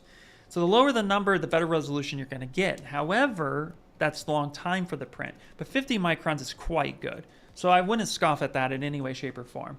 But you're still going to lose a percentage of that texture and resolution in the print. And with filament printing, it's getting a lot better, but still, you really want to push that texture. So what you want to do is, again, if we're doing some nice lines and stuff like that, you really want to push that. And there's a few features to help you with this. So I'm going to back this up for a second. And what I'm going to do is I'm going to go ahead and just press, I'm actually here. Let's clear this Chibi Deadpool over here for a second, just hit solo.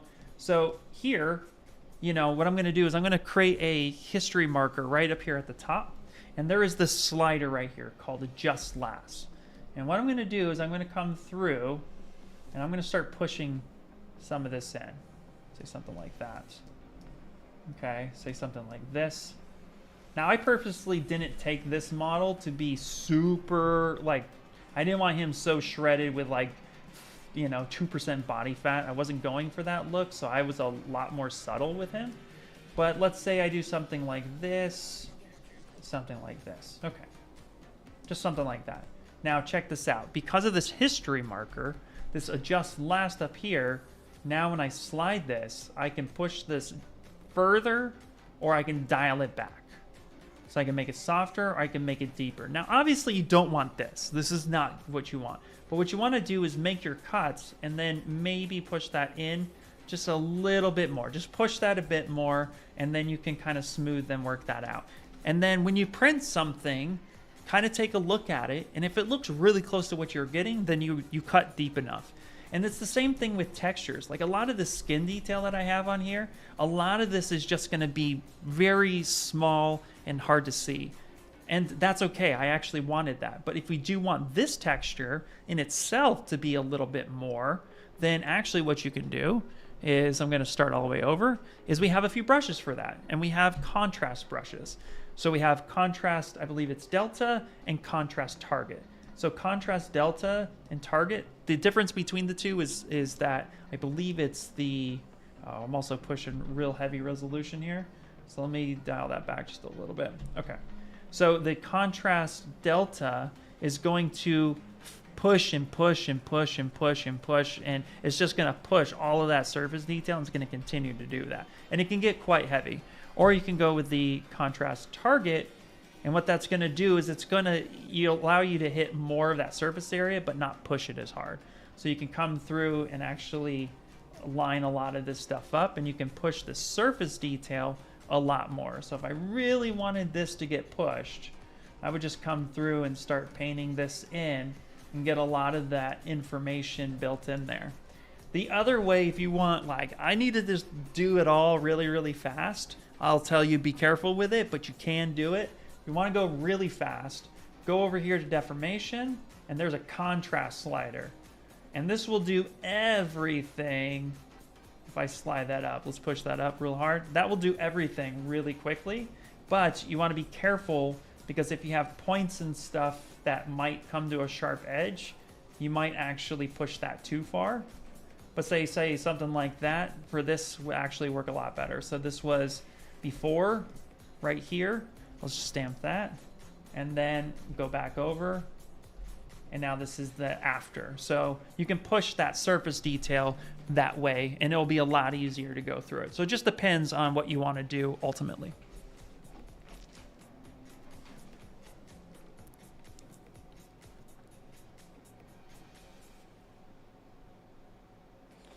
Perfect, perfect. So hopefully that answered that question. But yeah, there's a lot of possibilities there. Not a problem. Okay, let's go back and let's make the pocket, and then that's going to be it for the day. So let's come through here real quick. Boop, we're gonna put this guy right back over here. And then let's come in and let's grab this, and we're gonna, what's another name for it? It's a belt bag. That's fine. I'm gonna hit solo for a second. Okay. Yeah, give that technique a shot. Hello, is it possible to pose the model without damaging it too much for retouching? It depends on your topology. Ultimately, at the end of the day, my opinion is have it in your mindset that when you are posing, you're going to destroy your model. You're going to break your model. Unless you have a nice rig and you spend time, you know, which ZBrush doesn't. ZBrush, you can make a Z-sphere rig, and that's possible. But like if you want to, like you're trying to do animation and you have a nice rig and you're doing weight painting and you're actually like figuring out those deformation spots, then that's completely different. And obviously you'd be working outside of that, like something like in Cinema 4D. However, in ZBrush, a lot of times you will probably break your model more times than not. Depends on your topology, and even still, as you're posing and moving your topology, you want to make sure to kind of do small corrections. So if everything is welded together, then those corrections as you raise the arm, this is a good indicator. Like this movement right here is very hard to achieve in ZBrush without breaking it. So you need to know, first off, how that joint is moving, and then as you rotate it, you're going to need to fix things along the way. So you are going to need to move mesh around. So it's going to break almost all the time, but you're going to be fixing that as you're moving the mesh around. So it's important to remember that. It is possible, yes, to do it without breaking the model, but you got to take your time, you got to be patient, and you just have to go through and do it. Yeah, pouch. Thank you so much. Satchel, pouch. This is why I have you guys here. But Deadpool might call it his belt bag. If we agree that he would call it his belt bag, I'll leave it, but I think you guys are more right than I am. Yep, absolutely. Not a problem. Yeah. Let's leave it as belt bag. My belt bag. He did call it a duffel bag in the movie. Okay, you know what? My pouch. He might call it a pouch. You guys are right. Let's go with that. Or is it more bougie to call it a satchel? Okay, what do we want? Let's vote on this. Should we call this a satchel or a pouch? I obviously can't decide. He might call it a fanny pack or something too. Ooh, he might. He might. You're absolutely correct. The world is our oyster here. Okay, so what we're going to do now is let's actually come through here. Let's hit save real quick just to make sure, because I don't remember the last time I saved that. And then now, okay, so what we're going to do here is let's just give us some topology. So we just gave us a basic shape. We're not really going for reinventing the wheel here too much. We got some basic shapes, so let's go ahead and just give us some different edges like this. Bada bing, bada boom. Just real simple, right? Something nothing too crazy. And then what we're going to do next is we're going to give ourselves a temporary selection. Boom, boom. So this temporary selection is now going to become a polygroup. So let's go polygroup, and let's go polygroup all. Click and just make this a different selection set altogether. I need some water. Satchel is like a purse, a separate thingy. Okay, that's fair. I love belt bag. All right, let's keep it a, okay. Oh, okay. We could keep it belt bag. I like belt bag too. Let's call it belt bag. We're going back to belt bag. You guys are amazing. All right, let's do this. So now we're gonna come here and we're going to go to QMesh and we're gonna drag out a copy of this. So the way to do this right now is as I start doing QMesh extruding, I'm going to go ahead and press Control, and I'm going to drag this out, just like this, and give it some space. Now I'm going to Control Shift. I'm going to grab that. Let's put this all in a folder. So our belt bag, man, that just sounds cool. Some people are like, no, no, it doesn't. And let's go ahead and separate our hidden. So now we have this guy and we have this guy here. Let's go to V2 and let's turn our belt bag back on so we can stop with the solo for a second. And let's turn this guy on. And now what we can do at this point is we can kind of shape this, the flap of our belt bag. We're committing to this, by the way. We are committing to the belt bag. Okay, So now we're going to turn on symmetry, and I'm actually going to just go ahead and come in here and mask off this area, and we're going to pull these up just a bit. And then I'm going to mask off this area, and we're going to pull this up just a bit.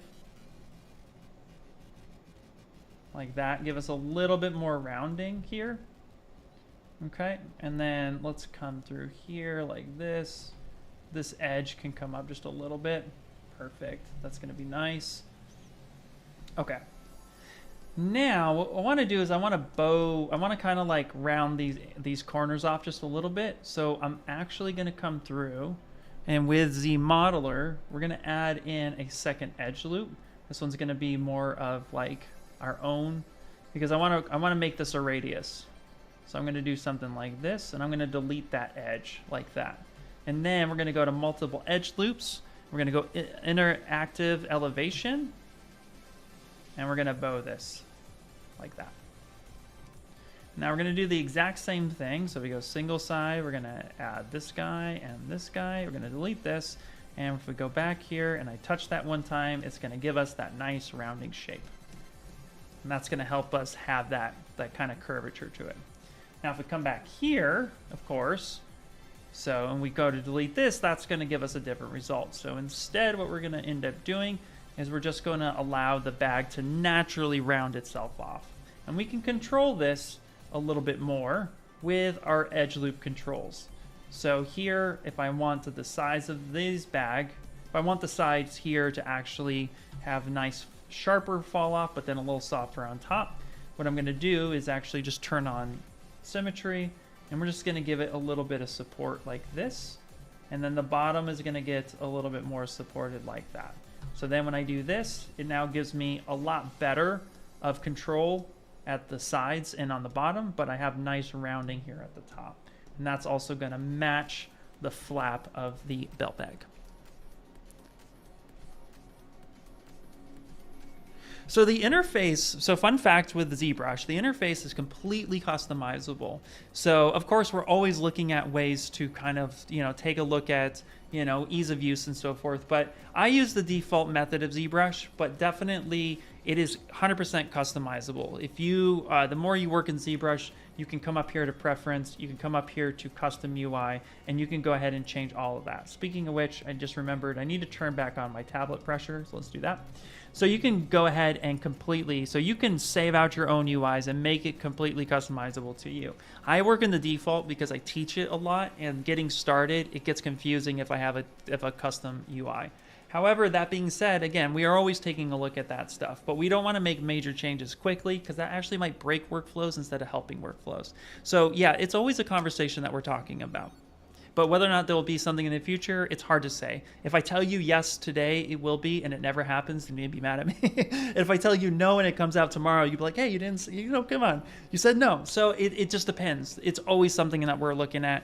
And honestly, the more feedback that we hear from the user base, the more I teach it. On at shows like NAB, when I go into studios, I'm at IBC, Adobe Max, which I'm going to be at a lot of those this year. I'm going to be at GDC, NAB, IBC. I'm going to be at Adobe Max. I'll be at Monsterpalooza. So a lot of shows, and then too, a lot of training sessions. So it's we always hear these feedback come in, and then that helps us determine whether or not we should be making those changes or not. So it's always a good conversation that we're having internally.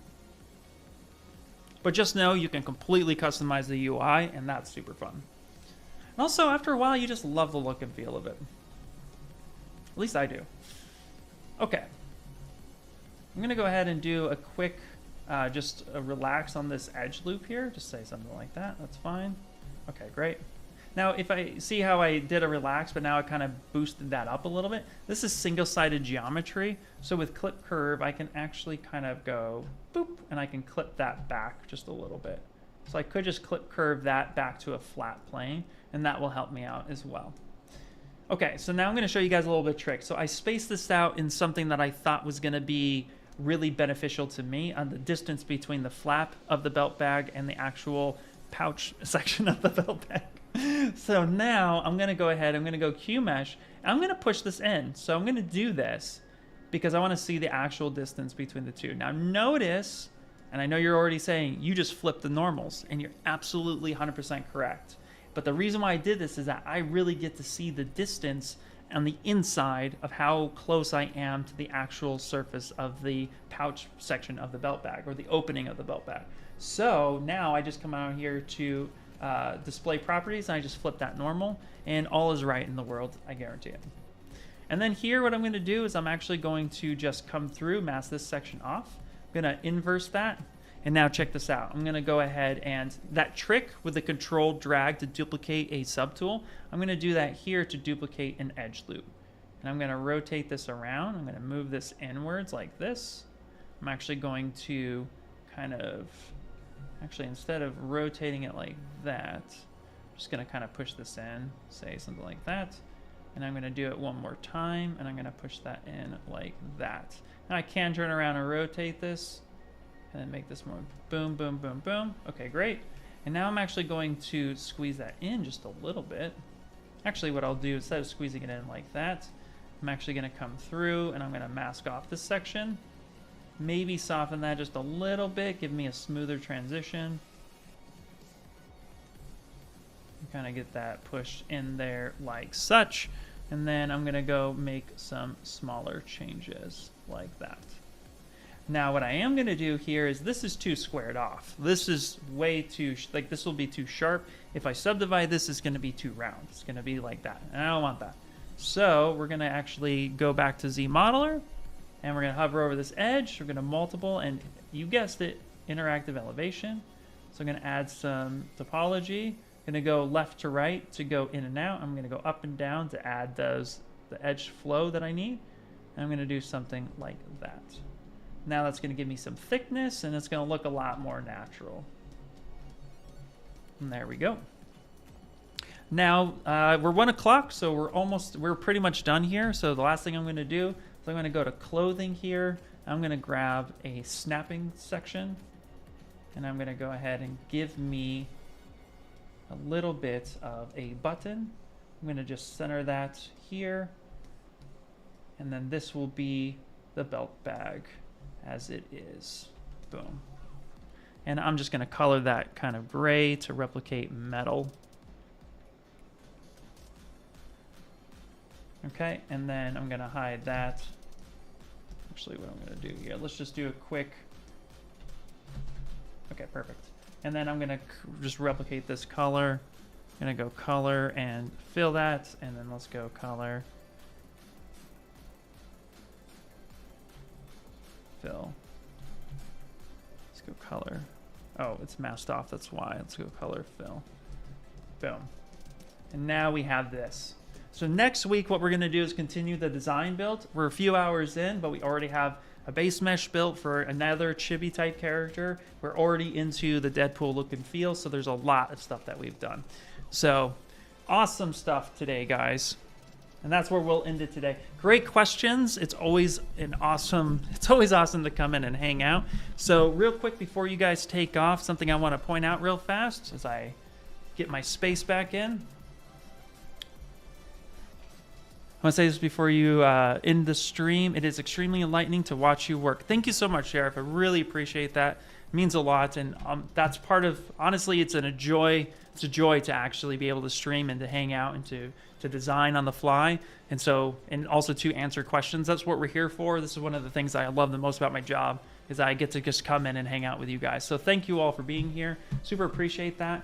Real quick, if you guys are trying to get into ZBrush, and you are a student or a teacher, I just want to let you guys know that we have a ton of packages. Of course, we have a partnership with Maxon and Adobe, but if you come here to the student section, for $20 USD or equivalent in whatever your region, you can actually get Maxon 1. So if you're a part of an EDU, you definitely want to check that out. If you're a teacher, if you're a student, you're at a university, you're in high school, and you definitely want to check this out. So give that a go. It'll let you do so many things, but definitely check that out.